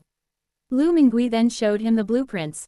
"My house has 3 rooms and 5 bays, and the back will be divided into 5 courtyards." This was the first time Zhang the foreman had received such a big job, and his face flushed with excitement. He looked closely at the blueprints and said, "The back is going to be divided into 5 sections. Then we'll have to expand outwards from the rear eaves wall. The wall is 17 feet high and nearly 10 feet wide at the base. This wall is quite large. It's thick and tall." Lu Mingui then asked, "Just tell me, is it okay to build it?" Foreman Zhang swallowed hard. "Yes. It can be covered. The blueprints are extremely beautiful and detailed, and the house is quite large. If it's completed, not only will I be able to earn money, but the craftsmen who follow me will also be able to stay with peace of mind. More importantly, after working as a foreman for so many years, while others might not say anything openly, they inevitably compare him to the man surnamed Lu behind his back. Our group of people are just as good at their jobs as the guy surnamed Lu, but we've always been unlucky and haven't been able to get any big jobs." Zhang the foreman was seething with anger. He nodded vigorously. "Thank you for your trust, Manager Lu. I'll take this job. I'll show everyone that my skills are no less than those of that Lu fellow." Lu Mingui then said, "Then it's settled. The wages are the same as those of Foreman Lu, and meals will also be provided, ensuring you have meat at every meal." Foreman Zhang quickly shook his head. No, we don't provide meals here. The wages you've paid are already high enough. How could Zhang's team possibly be qualified to receive so much pay? They're even on par with Lu the foreman. Are your skills inferior to those of the Lu family?" Lu Mingui's question excited Zhang the foreman. "Of course not. Actually, I am his senior apprentice, and I graduated earlier than him. It's just that I am not as eloquent as him." "That settles it then," Lu Mingui said. "Your skills are good, so you deserve good wages. Besides, what does it matter to me whether other families provide meals or not? All I know is that my family can afford to provide meals, and you are well fed and have the energy to work. This is a good thing for us." Finally, she smiled and said, "Anyway, I trust your skills." Zhang the craftsman was so moved by the praise that he burst into tears. For so many years, they have been suppressed by Lu the craftsman, both openly and secretly, and they have to consider the face of their fellow disciples so they can't argue or quarrel. The old lady in front of me now has a discerning eye. He patted his chest and assured him, "Manager Lu, you can rest assured. I guarantee that your house will be built solidly and that everything will be done perfectly." After Zhang the foreman finished speaking, he went to the wasteland and compared the blueprints again, finally settling on an auspicious day to start construction. We also need to calculate how many pieces of timber, how many kilns of blue bricks, and how many kilograms of lime are needed. All of these quantities must be provided beforehand. Then we also need to take people to the mountains to buy wood. That's the advantage of hiring a foreman, they take care of all the work. Lu Mingui was relieved for the time being. Everyone in the family got busy. Now that the Zhao family is involved, it's a great help. At least the work in the fields and mountains is being done, and the wild vegetables are being dug up. The Zhao family members were happy to work. They couldn't stand eating and drinking for free, they felt they deserved their daily white flour buns and braised pork only by working hard. Lu Mingui trusted them. With more free time, she had more time to explore the future. Lu Yunxi was also surprised when she heard that she wanted to build a house. Our ancestors quietly bought another piece of land. Wow, that was fast. She cautioned, if you're going to build a house, you absolutely must make sure it's sturdy and solid. Lu Mingui nodded. Of course I know that. Look, these blueprints were drawn up by someone. The houses are not only big, but there are also many of them. This wall alone is much wider than that of an average house. It uses the finest cedar wood and large bluestone, both of which are very sturdy. Lu Yunxi shook her head. Not enough, not enough. Although Suzhou Prefecture is currently a prosperous water town in Zhongnan, it has encountered many problems later on. The earthquake in the 5th year of Chongzhen's reign was what you call the earth dragon turning over. There was a flood in the 7th year of Chongzhen's reign, and another flood in the 10th year of Chongzhen's reign. Besides these, there were quite a few minor disasters and difficulties in between. Lu Mingui felt a pang of anxiety upon hearing this and unconsciously furrowed her brow. I really think Suzhou Prefecture is quite good, so why are there so many disasters? No wonder you used to advise me on what dynamic famine relief was. Yunxi, shouldn't I stay in Suzhou and go to the next place? Then where should we go? Lu Yunxi sighed. I used to think that dynamic refugee resettlement was better. But now that I think about it, where can I escape to? The entire dynasty was in the Little Ice Age, with natural disasters everywhere, and other places were not much better off. Since you've chosen Suzhou, why not settle down here and make the house even more solid? Lu Mingui worried. We've used cedar wood and large bluestone, is it still not enough? Once the foundation is laid, that's all I can think of. Lu Yunxi's eyes lit up. You are limited by the times, so you can't think of that. But we're different now, we have steel and concrete. Chapter 325 Taking on Disciples. Lu Mingui murmured, steel bars. Cement. Lu Yunxi nodded. Yes, reinforced concrete, that's what we use to build houses now. Don't you use mortar when you paint walls? Mortar is usually made of yellow mud or lime, which has a certain waterproofing effect, but how can it compare to concrete? Lu Mingui nodded. That's right, that's why your houses can be built so tall. It's dozens of feet high, enough to make anyone dizzy. Lu Yunxi laughed and said, actually, besides reinforced concrete, there are many other things. But it seems that reinforced concrete is still more practical. Practical? What's the use of being practical? It's not like it's food, rice, flour, or cooking oil. What am I supposed to bring with me? Lu Mingui thought it was impossible. Since she said that cement sets quickly and is quite heavy after it sets, does she have that ability? Lu Yunxi said, don't worry, ancestor, there's always a way to overcome difficulties. Wait while I look into it. Lu Mingui agreed and bought the groceries to return to Daming. Just as they were putting away the various vegetables they had bought, Kui Yun came up to them. There are a lot of kids in the house, it's so noisy. Lu Mingui rolled her eyes at her. Is this the first time you've known I have a lot of people in my family? Now that you're feeling better, you're starting to find things annoying. Kui Yun said awkwardly, that's not what I meant. Then what do you mean? Why are you beating around the bush? Lu Mingui asked, dissatisfied. She then said, I would like to take on a few apprentices. I've been learning Kesi silk tapestry since elementary school, and I never thought it would just disappear like this. You have a lot of kids at home, give me 2 of them. Lu Mingui was almost amused by the old woman's words. You have so many children, why don't you have 2? What are you talking about? She shook her head repeatedly. I don't care, you can choose one yourself. If you choose one and are willing to learn, it's all yours. There are many children in families nowadays.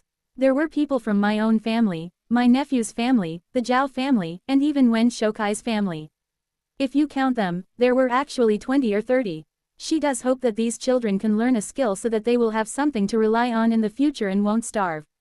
Actually, she was overjoyed when Kui Yun said that. However, Kui Yun has an eccentric personality, and if she agrees too quickly, the old woman will start to overthink things. During this time, she also observed that Kui Yun had a sharp tongue but a kind heart. She was not good at speaking and did not like to talk. There's nothing wrong with his character. Let her do as she pleases. When Kui Yun mentioned taking on apprentices, Granny Huang got excited too. She came to discuss with Lu Mingui. Now, Meng and Xinghua in the shop can entertain guests, so they can be considered to have graduated. The new daughter-in-law of the Zhao family is also quite clever. I was thinking, could I take on a couple of apprentices instead of having to work at the shop? We can't just give up all our incense-making skills, can we? She said, I only want my little girl. Boys don't have a good nose. Lu Mingui nodded. All right, you can go and look for yourselves. There are so many children, surely you'll find a suitable one. So Kui Yun and Huang Ying went off in high spirits. Lu Mingui also went to see it for a while, and then she thought of Song Xiaodong. The child has been gone for 7 or 8 days, and no one knows where he has gone. Lu Mingui missed her son, so she brought some snacks to the boat owner Ni's house. She had never been to the Ni family home before, so she inquired around and finally found it. The Ni family looks quite impressive. It is said that when Captain Ni was young, his family was poor and he couldn't even afford to marry. It wasn't until he was over 30 that he became rich and got married, so the two were quite a few years apart. Lu Mingui knocked on the door. A maid opened the door, explained the purpose of the visit, and invited the person inside. Niangzi, pale-faced, came out to greet them, accompanied by an old woman. Is the old lady here? Lu Mingui observed her supporting her waist and couldn't help but laugh. Wife, are you pregnant? Niangzi gritted her teeth and said, yes. Every time he comes back, I get pregnant again. I've been married to him for 6 years and have already given birth to 3 children. I've literally been having his babies one litter after another. Lu Mingui knew that his family already had 2 sons and a daughter, and seeing that she was complaining but couldn't hide her joy, she quickly offered a few words of congratulations. Then Lady Ni said, once I get pregnant, I will definitely feel nauseous and vomit, and it will be very uncomfortable. Please forgive me for the poor hospitality, ma'am. Why would Lu Mingui care about such things? She laughed and said, I just came to drop by. I hope you don't think I'm bothering you. She added, being pregnant is uncomfortable, so you need to be careful in your daily life. I just happened to bring this with me, you should try it. They brought candied fruits bought in later generations, including dried red apricots, salted bayberries, dried yellow peaches, and plum cakes. This is really sour, I was worried you might not like it. Before she could finish speaking, Ni Niangzi had already picked up a plum cake and put it in her mouth. Then her eyes lit up, and without saying anything, she stuffed another one into her mouth. She didn't like the other sweeter candied fruits, but she couldn't stop eating the plum cakes because they were sour. Lu Mingui's mouth watered at the sight of it. How could anyone swallow something so sour? The portion was small to begin with, and the plum cakes were gone after only a few bites. Niangzi blushed. What's wrong with me? Don't laugh at me, but lately I can't eat anything, and I feel nauseous at the smell of anything. This candied fruit is delicious today, it makes me feel hungry. Where did you buy this candied fruit? She hadn't had enough and wanted to buy some more. How could Lu Mingui possibly say that? She said, what's the big deal? I'll send you some more if you like. Niangzi smiled and said, how could I trouble you, madam? Just tell me the location, and I will have someone buy it. Lu Mingui could only say, actually, it was made by my own family. I'll make some more and bring them to you when I get back. Now Niangzi had nothing to say and could only thank Lu Mingui. Now that she was in much better spirits, she started talking about Captain Ni. I reckon we'll be at Yugang soon. Once that's done, unloading and selling the goods will be quick. Don't worry, ma'am, my husband is the most reliable person. Lu Mingui nodded. That's true. Captain Ni is a reliable person, and I trust him completely. After chatting for a while, seeing that Ni Niangzi looked tired, she quickly got up to say goodbye and leave. I'll come back when the plums are ready. Niangzi held her hand and said, Auntie, please come and visit us often. I'm pregnant now and I don't dare to go out because I'm afraid of getting crowded. You can come and talk to me. Lu Mingui agreed and then left. After leaving the Ni family's house, she walked home along the alley she had come from. On the way, They saw a house with its door wide open, and a noisy commotion could be heard. Don't blame your aunt, the family really can't afford to support you anymore. If you go back with this man, at least you won't starve. It seems that someone is selling their child. Lu Mingui originally didn't want to get involved, but suddenly met a pair of somewhat familiar eyes. Isn't this the little girl I met at the temple fair last time? Chapter 326 Xing Yuan. The little girl was only 6 or 7 years old, and her big eyes were full of fear. Aunt, please don't sell me, I beg you. I will do whatever you say, I just ask that you let me stay at home. Her dirty little hands clutched the woman's skirt as she knelt on the ground, weeping miserably. Before the woman could speak, the man beside her sneered, your family can't afford to support you, so go with this man. His family is wealthy, so he will definitely make your life easier. The little girl shook her head in terror. I don't want to, please. Aunt, uncle, I don't want to go there. Upon hearing this, Lu Mingui looked at the man, who was dressed in glossy brocade, had a mean face, and was carrying several strings of copper coins in his hand. He urged impatiently, wasn't everything agreed upon? What are you dawdling about for? This person was either from a brothel or a Peking opera troupe, Lu Mingui couldn't tell at first glance. However, neither of these places is a good place. Seeing the little girl trembling, her aunt and uncle were getting impatient. All right, stop arguing. It's all for your own good. Go learn some skills, like singing, and you can make a name for yourself in the future. It's all your good fortune. Her uncle also said, if you become a star and become famous, remember our kindness. As they were talking, the opera troupe members were already about to pull the little girl away. The little girl was so frightened that she backed away and shrank behind Lu Mingui. Lu Mingui was grabbed by her thin, fleshless hand, and involuntarily blocked the fierce man. In the blink of an eye, she made up her mind. How much did you pay for this child? The opera troupe members were taken aback, then angrily retorted, why is this old woman meddling in other people's business? What, you dare to steal our people?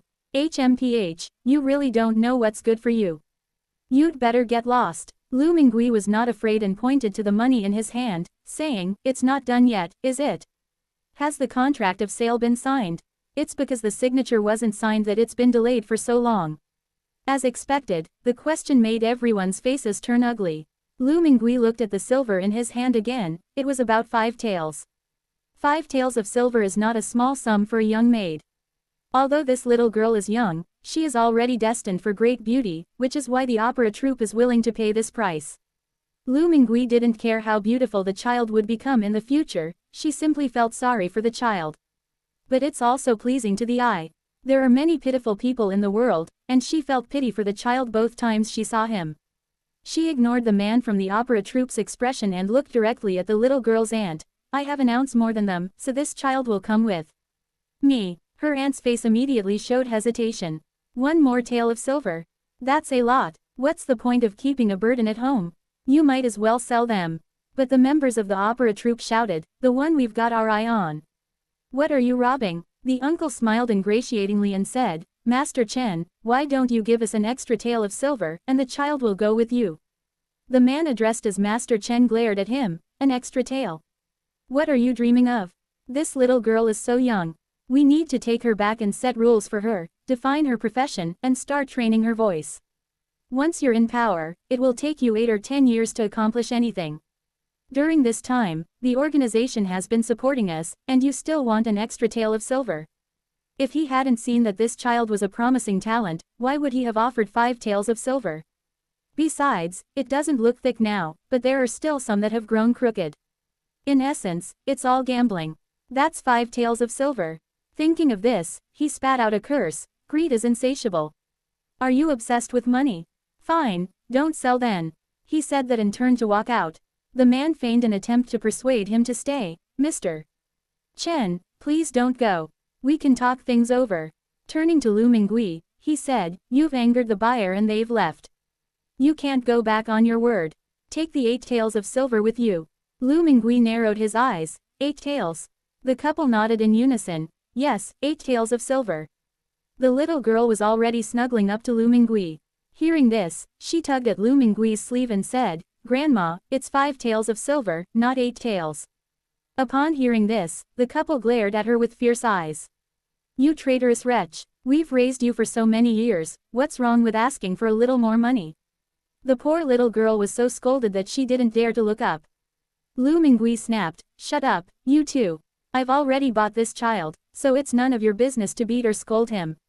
She took out 6 taels of silver. "Enough with the nonsense, let's get to the contract."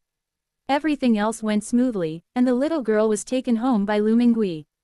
After the little girl was washed clean and dressed in plenty of clothes, she became even more radiant. The family was stunned. "My goodness, this girl is really beautiful. How can there be such a beautiful young lady?" Man took her hand and said, "You're so beautiful. If I had known your family was like this, I should have come with us last time. From now on, if you live in our house, I guarantee you won't be bullied."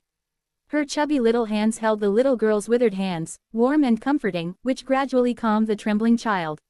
Lu Mingui replied, "I asked on the way. Her name is Xing Yuan, you can just call her Yuan from now on."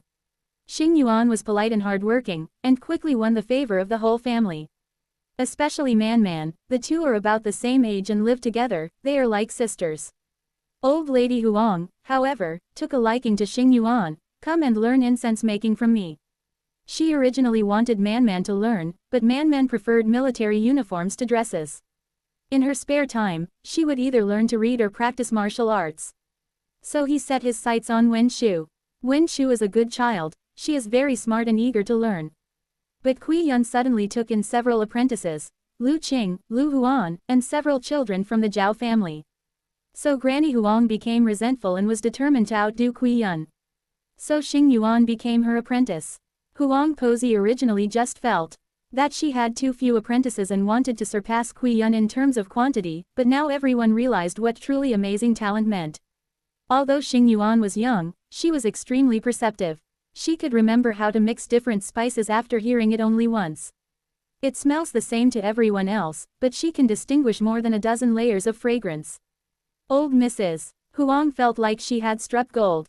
He was eager to teach Xing Yuan his most treasured incense-making techniques. From smelling and identifying fragrances to making incense according to ancient recipes, he taught us step by step, hand in hand, without holding back a single word.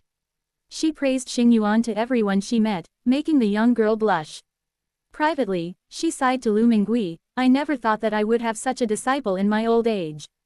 Sometimes, I feel like I'm not qualified to teach her anything. They learn so fast." She exclaimed, "How can there be such a wise person in this world? If she goes with that opera troupe, she'll surely rise to great heights." Chapter 327 Candied Fruit. Lu Mingui understood what she meant. She felt that she was not knowledgeable enough and was afraid of delaying Xing Yuan's future. She advised, "Don't think like that. The relationship between master and disciple is predestined. You should do your best to teach her. If she finds another way in the future, we will help her out." In fact, Huang Ying's incense-making skills were extraordinary.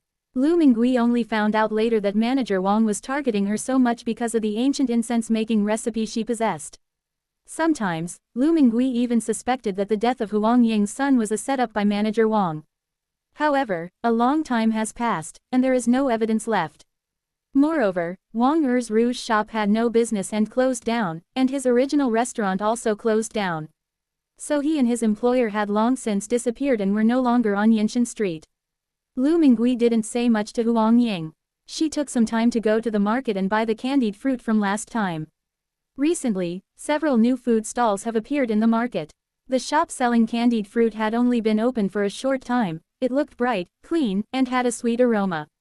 Various kinds of candied fruits are packaged in transparent boxes. You can choose whichever one you like and ask the clerk to weigh it for you, then pay by weight. The price isn't exactly cheap, but you can't eat too much candied fruit, it's just a snack. Besides candied fruit, there are also many snacks and nuts. Not only do they have a wide variety of products, but they also offer samples. The shop assistants were very enthusiastic. Whenever Lu Mingui's gaze fell on something, they would warmly invite her to try it. Lu Mingui was initially a little embarrassed, but everyone in the store was tasting the food. Someone else asked, "What is this? Let me try it." The shop assistant smiled and offered the customers a sample to try. The sunflower seeds and peanuts were roasted until very fragrant, and the dried meat and dried fruit were even more varied. So Lu Mingui also tried the food, eating a little of this and a little of that. She didn't get full, but the food actually whetted her appetite. Since she had already eaten, she picked out the things she thought were delicious to buy. This time, Lu Mingui first bought plum cakes, which are sour enough and appetizing, and then bought hawthorn cakes, which are also sweet and sour. She will bring some to Ni Niangzi to eat later. Looking at all this food, the idea of starting a business resurfaced in her mind. Such snack shops are quite rare. They have a wide variety of products, both cheap and expensive, and cater to both children and the elderly. In short, they are suitable for all ages. Moreover, some of the items here are expensive in the Ming Dynasty, but very cheap here. If you bring them back, you can make a considerable profit from the price difference. For example, rare honey lychees, honey longans, and candied kumquats. The people of Suzhou Prefecture especially love candied plums, preserved green plums, and preserved apricots. Taking it back will surely fetch a good price. However, there were no suitable shops on Yinshan Street at the moment, and they needed to find one that specialized in selling candied fruits and pastries, so the matter had to be put on hold for the time being. By the time they had bought the candied fruit and returned to the Ming Dynasty, it was already late afternoon. She delivered the candied fruit to Ni Niangzi. This time I made plum cakes and hawthorn soup. They're sweet and sour, and very appetizing. Niangzi had been looking forward to this for many days, and when she saw the candied fruit, her mouth watered. She resisted her craving and instructed the maid to bring out the silver. Niangzi said, "Auntie, these things aren't cheap, are they?" He then praised, "Last time I asked my little maid to go out and buy plums from several stores, but none of them tasted as good as yours. It's a pity you made this at home. It would be great if you could open a shop. I will definitely go to support it every day." Lu Mingui smiled and said, "That's great. It's rare that you like it, but I won't accept the money. I'll definitely let you know first when I open the shop." Niangzi said, "Thank you very much, madam. Once you open your shop, I will invite all the ladies and young misses to come and support you." As they were talking, a servant came to report that Captain Ni had returned, but had gone to the Song family first. The two looked at each other, both filled with surprise and delight. Lu Mingui laughed and said, "I came to your house, but Captain Ni went to my house instead." She stood up eagerly, "I'm going back right now." Niangzi said, "Please tell my husband to come back soon." Lu Mingui joked with her, "Don't worry, we're not inviting him to dinner today. So that you can reunite soon." After saying that, he happily went out the door. This time, not wanting to walk, they hired a mule cart to go back. In the Song family courtyard, Song Xiaodong was boasting to her family, her voice clear and bright. "The sea is much rougher than the river. Those barbarians had red hair and green eyes, and they spoke in a gibberish-like voice, like birds chirping. I can't understand a single word. They even mimic our speech." He imitated a phrase from the accent of the red-haired barbarians, which immediately made everyone in his family laugh. The children pestered him, "What else? Tell us more." Song Xiaodong said, "There are plenty of good things here. Do you know what a clock is?" Wen Shu immediately replied, "I know, there is a bell in Hanshan Temple, it rings every time it is struck." Song Xiaodong shook his head, "It's different. This Western clock doesn't need to be struck, it chimes once every half hour. It's mainly for checking the time. None of the children in the family can understand it." Song Xiaodong didn't mind and continued, "There are also glass mirrors, which reflect people 10 times more clearly than bronze mirrors." Upon hearing this, Song Xiaoqiu secretly chuckled to herself. And glass mirrors too. Her mother once bought 2 glass mirrors and sold them for a lot of money. Xiaodong just didn't know. Song Xiaodong then took out a small blue cloth bag and pulled out some candy from it. "Try it, this is coconut sugar. From Southeast Asia, it's sweet and fragrant. It tastes different from the sugar we have here." He distributed the candy to his family and then asked, "Where's mother? Why hasn't she come back yet? Sister, where did mother go? Should I go find her?" Lu Mingui was just coming in from outside when she heard this and said, no need, I'm back." Song Xiaodong jumped 3 feet high, but then remembered something, so he pretended to be composed and greeted his mother before excitedly saying, "Mother, your son is back." Lu Mingui's vision blurred for a moment, but it didn't show much. She just smiled and said, "You've gotten darker and thinner." Song Xiaodong scratched his head and couldn't help but laugh. "The sun at sea is really strong. It's worse than here, and the weather is hotter. I haven't lost weight, but I can still eat and sleep well." Then, before Lu Mingui could say anything more, he pulled something else out of his pocket. "Mother, this is rose water. I bought it from the red-haired barbarians. Just one drop of this will make you smell good for days. I bought one bottle for you and one for my sister.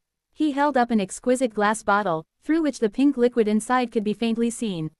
Lu Mingui took it and couldn't help but smile. Isn't this just like perfume in later generations?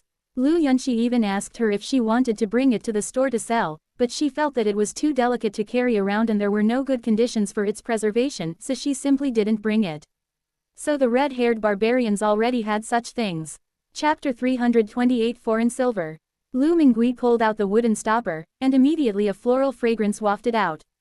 This smells really nice, and the glass bottle is quite pretty too. Song Xiaoqiu asked, how much silver will this cost? She liked it very much and was looking at it with great interest. 10 taels of silver per bottle. Both mother and daughter were startled by the price Song Xiaodong quoted. So expensive. Song Xiaoqiu felt she was about to lose her grip, it was too expensive. Actually, we don't lack money at home, but it's really hard to spend 10 taels of silver on such a small bottle. Lu Mingui also thought it was expensive. Song Xiaodong explained, this is very popular. We almost couldn't buy them back then. They had a short stay in Yugang and didn't know what to buy, so they just followed suit and bought what everyone else was buying. They added, they said you can drip it on a handkerchief, apply it to your face, or add it to rouge or perfume. Xing Yuan, who was standing nearby, heard this and couldn't help but feel a little tempted. She's learning perfumery. What kind of rose water can be added to perfume balm? Seeing her expression, Lu Mingui called her over and said to Song Xiaodong, this is Xing Yuan, a newcomer to our household. She's learning incense making from your Aunt Huang. The two exchanged greetings. Lu Mingui added, by the way, Aunt Zhao's family from next door has also come to Suzhou Prefecture. Zhao Yuan and Zhao Xing even said they wanted to meet with you. Song Xiaodong immediately perked up, really? They're here, where are they? Lu Mingui pointed to the mountain. Since you're not home, they're keeping watch over you on the mountain. The chickens, ducks, pigs, and other animals in the house were raised by the Zhao family in turns. Song Xiaodong's heart was filled with longing for her former playmates. He hurriedly said, Mother, I want to go find them. Lu Mingui nodded. Go ahead, go ahead. After Song Xiaodong left, she handed the rose water to Xing Yuan. Aren't you learning how to make incense? I'll give this a try. Xing Yuan hurriedly said, Auntie, I can't take such a valuable thing. In incense making, sometimes having too much or too little raw material can ruin the whole thing. She just heard it. Such a small bottle costs 10 taels of silver. Lu Mingui laughed and said, it's all right, take it. Don't worry about wasting it. How will you know what's best if you don't try it? If we can create a new fragrance, that would be a good thing. Besides, this fragrant stuff is something an old woman like me can't use anymore. In the end, it was given to Xing Yuan. At this moment, Captain Ni, who had been waiting in the main room, finally arrived. He came to deliver the silver, looking relaxed but barely suppressing his excitement. Manager Lu, this trip has not failed you. Lu Mingui smiled and said, Captain Ni, you've worked hard. Please come inside and have a seat. Then he asked Dia to make some tea. The tea set used was a glass tea set bought in later generations, with bright red tea inside, which made Captain Ni stare in disbelief. Just how many good things does this old lady still have? He had already discovered that Lu Mingui's family was wealthy, but he didn't understand why she had been living on Yinshan Street. Although this place is located in a bustling area, which is good for doing business, those who live in large and wealthy families will definitely live in cramped conditions. With so much money, they should have moved to a bigger house long ago. Lu Mingui, unaware of his thoughts, simply smiled and said, you must have had a long and arduous journey. Not only did they return safely, but they also sold all the goods. Ship owner Ni laughed and said, it's also because your goods are so good that demand exceeds supply. I originally expected to earn 40,000 taels, but I ended up earning 2,000 taels more. Sold at the highest price in Yugang in recent days. He originally thought he would have to wait for some time, but to his surprise, as soon as he opened a box of goods and displayed it, it attracted a lot of foreigners. Those people had never seen such exquisite silk before, and they rushed to buy it. Manager Lu, a foreign merchant, has already placed an order with me for the next batch of goods. Oh, Lu Mingui found it unbelievable. Is it really that popular? There's no need to worry about the goods. She was confident in this. The last time she saw Lu Yunxi's warehouse, it was filled to the brim with all kinds of silks. Yes, I've really learned a lot this time. Our silk and porcelain are in high demand among foreign merchants. He recounted the scene of Yugang trading with foreign merchants, sighing repeatedly. Lu Mingui sighed in agreement and then asked, "You didn't encounter anything unusual on the way, did you?" Upon hearing her question, Captain Ni frowned and shook his head repeatedly, saying, "I encountered it, and I was just about to tell you. The journey there was fine, but on the way back, we actually encountered pirates."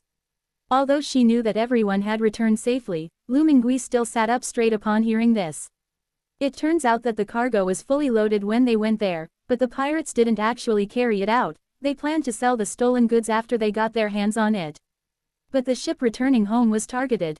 Originally, I wanted to exchange the goods for silver notes, but since you said you wanted cash, I didn't exchange them for silver notes and just shipped them back directly. Those pirates are so cunning. They can tell there's something on board just by looking at the deep draft. And when they see we don't have any cargo, they guess it's cash. That night, a group of people surrounded our boat. Lu Mingui's heart was in her throat, but fortunately, Captain Ni didn't intend to go into too much detail or keep her in suspense. "Speaking of which, your son is truly extraordinary, with exceptional bravery. His arrows never missed, his accuracy was extremely high, and he hit one pirate with every shot. None of those pirates were able to board our ship." Recalling that scene, Captain Ni couldn't help but shudder.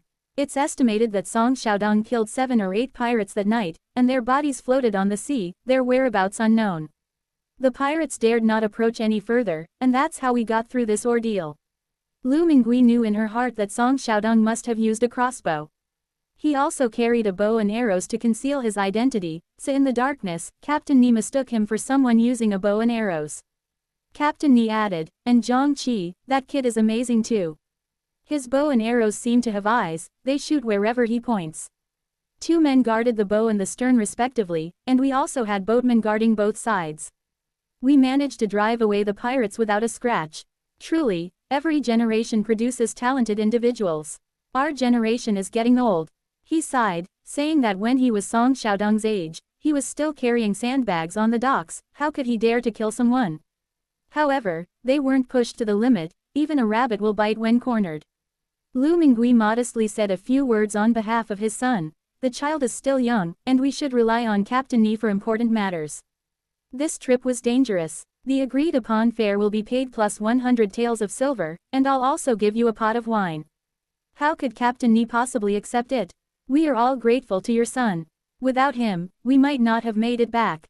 He laughed and said, "If I were to charge you more money, I would be too ashamed to even lift my head. I would be extremely grateful if you could just deliver all your goods to me from now on." "Manager Lu, shall we count the silver first?" He then ordered people to bring silver into the courtyard. The silver dollars were all stored in wooden boxes, which were sealed with wooden strips and were very sturdy. The boatmen carried the boxes in one by one, their backs bent from exhaustion. Lu Mingui quickly gave them a reward and told them to go have some wine. This time, Captain Ni did not refuse, but instead took the lead in thanking Lu Mingui again. Only family members were in the courtyard, along with Captain Ni and 2 trusted boatmen. "Manager Lu, please count the silver dollars." Chapter 329 Background. A boatman pried open the seal, and Lu Mingui saw the box full of silver dollars.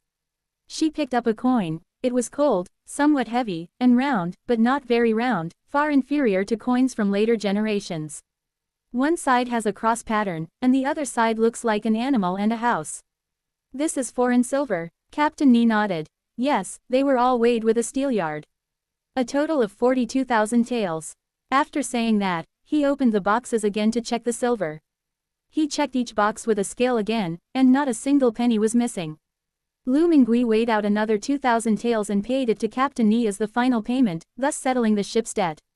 He then smiled and said, "I originally wanted to invite you to stay for dinner, but you had something to do at home, so I can only invite you next time." Captain Ni didn't know what was going on, but seeing Lu Mingui smiling, he guessed it was something good. He quickly accepted the money, took his leave, and departed. Lu Mingui then slowly put all the silver dollars into the White House. So much silver. They were originally worried that they wouldn't have enough money to build a house or buy raw silk from Fanjakyun, but now they no longer have to worry. However, after thinking about it, she decided to go find Lu Yunxi and tell her the good news first. Lu Yunxi was indeed very happy. The profits are very high, and it's easy to make money off foreigners, but the ships are too slow. Lu Mingui sighed, there's no other way. Our ships aren't as fast as yours, and they can't carry as much cargo at once. We're already doing very well. She remembered Lu Yunxi saying that the largest container ships nowadays can carry hundreds of thousands of tons. But Captain Ni's ship could only carry a few dozen tons. Leaving aside the boat, I haven't thanked you yet. The crossbow and pistol you gave me last time helped Song Xiaodong a lot. Lu Yunxi laughed and said, families don't need to exchange more than a few words. He added, with the money, we can buy more land, more people, and more guards. That's what I think too, Lu Mingui agreed. I'm also thinking of giving Xiaoqiu a larger dowry. Zhang Yuanzhou does not live with his uncle's family, he has no family members at all. We can't let the young couple be all alone like this. We'll buy a few servants then, so there will be people to take care of you. Song Xiaoqiu was the matriarch of Lu Yunxi's family, so naturally she wanted her matriarch to live a good and comfortable life. He immediately nodded in agreement. He then asked, when will the next batch of silk be shipped? Lu Mingui then told him about Captain Ni's wife's pregnancy. I guess we'll have to wait a while. By the way, Captain Ni said that porcelain is selling very well. Do you have any connections? Lu Yunxi nodded. Porcelain will definitely be popular. Jingdezhen blue and white porcelain, Fujian Dehua white porcelain, and Zhangzhou porcelain can all be sold for money. I will prepare the goods for you if you need them. Make all the money from foreigners back. Lu Mingui couldn't help but tease her. You're so greedy, how can you ever earn all the money? Make it all back, how much would that be? She didn't have such lofty ambitions, and her current life felt like a dream, which is why she was expressionless when she saw that pile of silver dollars, she simply couldn't process it. Lu Yunxi sighed softly, that's true. No matter how much you earn now, it won't be enough to cover the losses later. It is said that Tang poetry, Song lyrics, Yuan drama, Ming novels, and Qing treaties were all earned, but they could not offset the losses incurred by the Qing dynasty. Previously, Lu Mingui had mainly studied the history of the late Ming dynasty and knew that the Ming dynasty had been occupied by foreign tribes. But now she realized that they actually had to pay silver in reparations. Why are you still losing money? Pay back. Pay whom? Lu Yunxi then recounted the history of the late Qing dynasty. Enraged, Lu Mingui cursed, you scoundrel, how could you do this? Captain Ni said that those foreign merchants were all begging to do business with the people of the Ming dynasty. Because our products are good, we can make money by buying them. Why did we have to pay compensation to foreign merchants during the Qing dynasty? Lu Yunxi shook his head. It's impossible to count in a sentence or two, but anyway, we've lost a lot of money on land, silver, and the like. It's a disgrace. So, my dear ancestor, you should really focus on making money now. Who knows, one day this money might save lives, or even the country. Lu Mingui felt a tightness in her chest, a sense of suffocation washing over her. She slowly and firmly nodded. Okay, then let's make money. Make a fortune. Yes, ancestor, Lu Yunxi said just as seriously, if we join forces, there's nothing to be afraid of. Lu Mingui nodded, and then the two fell into a brief silence. Lu Yunxi broke the silence first. How is that old man you mentioned last time who knows the art of Kessit silk tapestry? Are you feeling better? It's been fine for a long time, and I've even taken on a few apprentices. At this point, she couldn't help but bring up Xing Yuan's story. He learns everything so quickly, I've never seen such a bright child. She kept praising him non-stop. Lu Yunxi pondered, you said her name is Xing Yuan. She was so good looking, her age matched the description, and she was from Suzhou Prefecture, yet she almost got sold to a theatrical troupe. She said confidently, I know who you're talking about. What? Lu Mingui looked on with suspicion, not quite understanding why Lu Yunxi knew Xing Yuan. She's still just a little kid. So he asked, could she also be your family's ancestor? Lu Yunxi was both amused and exasperated. No, we are from the same lineage as Lu. Then, full of confidence, he said, of course I know this person. The one you're keeping this time is no ordinary person. She is Chen Yuanyuan in history, one of the 8 beauties of Qinhuai. Lu Mingui repeated, Chen Yuanyuan. Why is she surnamed Chen again? Lu Yunxi recounted Chen Yuanyuan's life story. Chen Yuanyuan, whose real name was Xing Yuan, lost her mother at a young age and was fostered by her uncle's family. She changed her surname to Chen and was later sold to a Peking opera troupe in Suzhou Prefecture to learn the art. She became an instant sensation when she first appeared on stage as Han Yang in The Romance of the Western Chamber.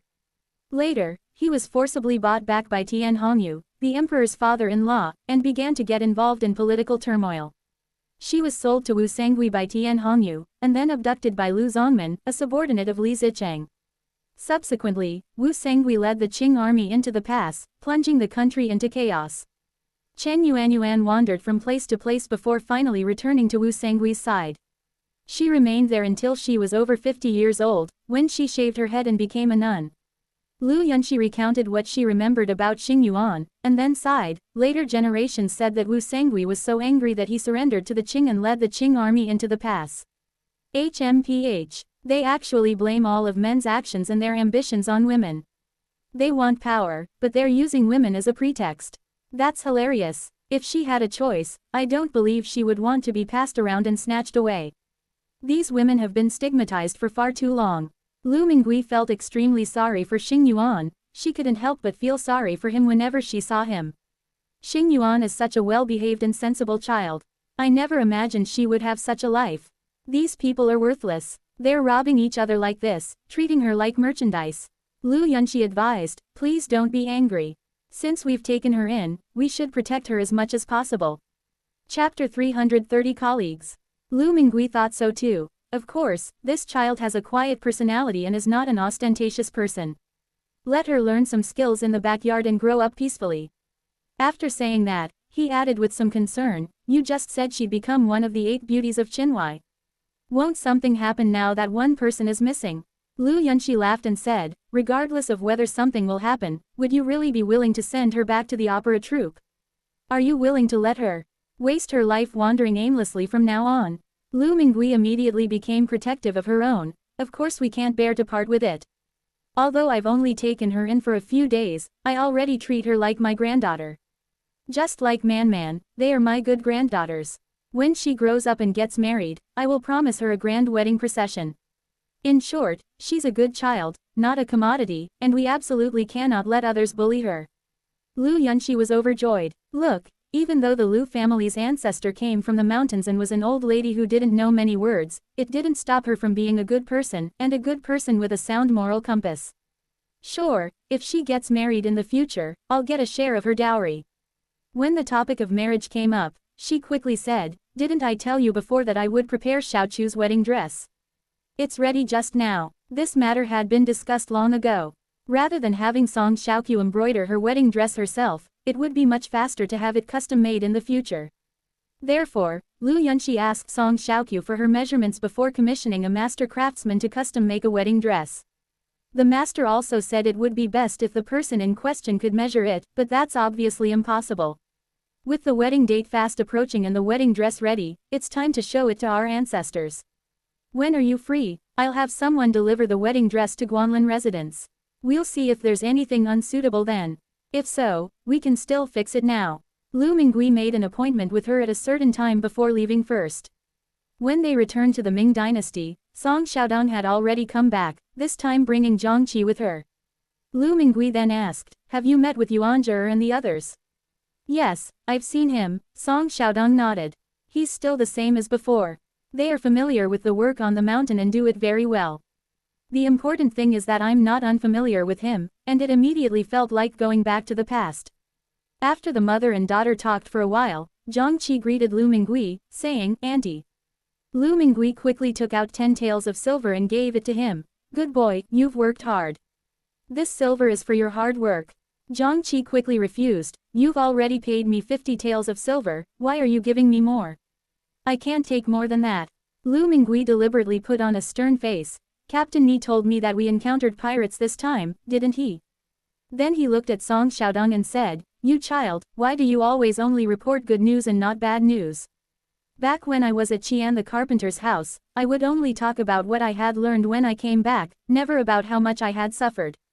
Even now, we still encounter pirates. Leaving aside the perilous situation, let's just talk about how prosperous Yugang is and how ridiculous the red-haired barbarians are. Song Xiaodong scratched his head. Mom, don't worry, it's actually not bad. Those pirates look fierce, but they're not actually that capable. Merchants are usually so frightened by them that their legs go weak, which is why they get robbed. As long as we are a little fierce and dare to resist, we will know that those people are just paper tigers. He chuckled, trying to appear relaxed, as if afraid his mother would nag him again. He then dragged Jiangqi along, saying, "Hurry up and take the money. You've really outdone yourself this time." That arrow was absolutely accurate. Jiangqi accepted the silver somewhat embarrassedly, thanked Lu Mingui, and then humbly said, "I only served as an archer for 2 years. You're the one who's really amazing." He took the silver, left the Song family, and went to Xie Zhongyuanzhou. Zhang Yuanzhou is looking around the new house. "Brother Zhang, look, the reward money that the old lady gave me, including the wages for the journey, totals 60 taels. Jiangqi had never seen so much silver in his entire life. I was very happy. He wanted to invite Zhang Yuanzhou for drinks, but Zhang Yuanzhou refused. With the wedding date approaching, Zhang Yuanzhou was overjoyed and extremely busy, but all his busyness was sweet. He said, "Keep the money safe, save it to get married. I won't go drinking, I have other things to do." Jiangqi pestered him, "Go ahead, I'll call Lao Si and the others too. It's been a long time since we brothers got together." Zhang Yuanzhou said helplessly, "All right, you guys go first, I'll be there in a bit." Jiangqi jumped up and went to find his former colleagues with a big smile. Now, there are still 5 or 6 former colleagues who have nowhere to go. Because they are all vagrants, they can only do odd jobs. Unlike the refugees fleeing outside the city, they could at least find work in the city. However, work is not easy these days, and there are more and more migrants. These people used to take good care of Jiangqi. Now that Jiangqi has some money, he wants to treat his brothers to drinks. When the others heard that he had made a fortune, they were all somewhat envious. One of them, named He Tian, asked, "Wow, how can you earn so much silver? You've found a good employer. Unlike us, we have nowhere to stay at night and nowhere to work and earn money during the day. Even if someone hires us, we'll only be doing manual labor. I work all day long and only earn a few copper coins, not even enough to eat." Someone then chimed in, "Think about it, we're all skilled in martial arts, so why have we ended up like this? Why, just bad luck." Jiangqi suddenly suggested, "Why don't we go and beg Aunt Lu together? Her family is very wealthy and has many people to rely on. It would be a good opportunity for us to go and seek refuge with her." He Tian hesitated. "Wouldn't that mean becoming a servant? We are, after all, citizens now. Are we to become servants? Once you're registered as a slave, you lose your freedom and are destined to be someone's beast of burden for the rest of your life." Everyone remained silent. Suddenly, a man spoke with difficulty, We are refugees. No land, no household registration, no home, and no way to make a living. If we go to Manager Lu's house, at least we can have something to eat. Can displaced people be considered people? He doesn't think so." He Tian was taken aback and asked, "Fourth brother, are you willing to be a servant?" The fourth son lowered his head and said, "I want to get married. My parents died early, and I'm the only son in our family. Brother Tian, I don't want to starve to death like this." After the fourth brother said that, the 5 or 6 men fell silent.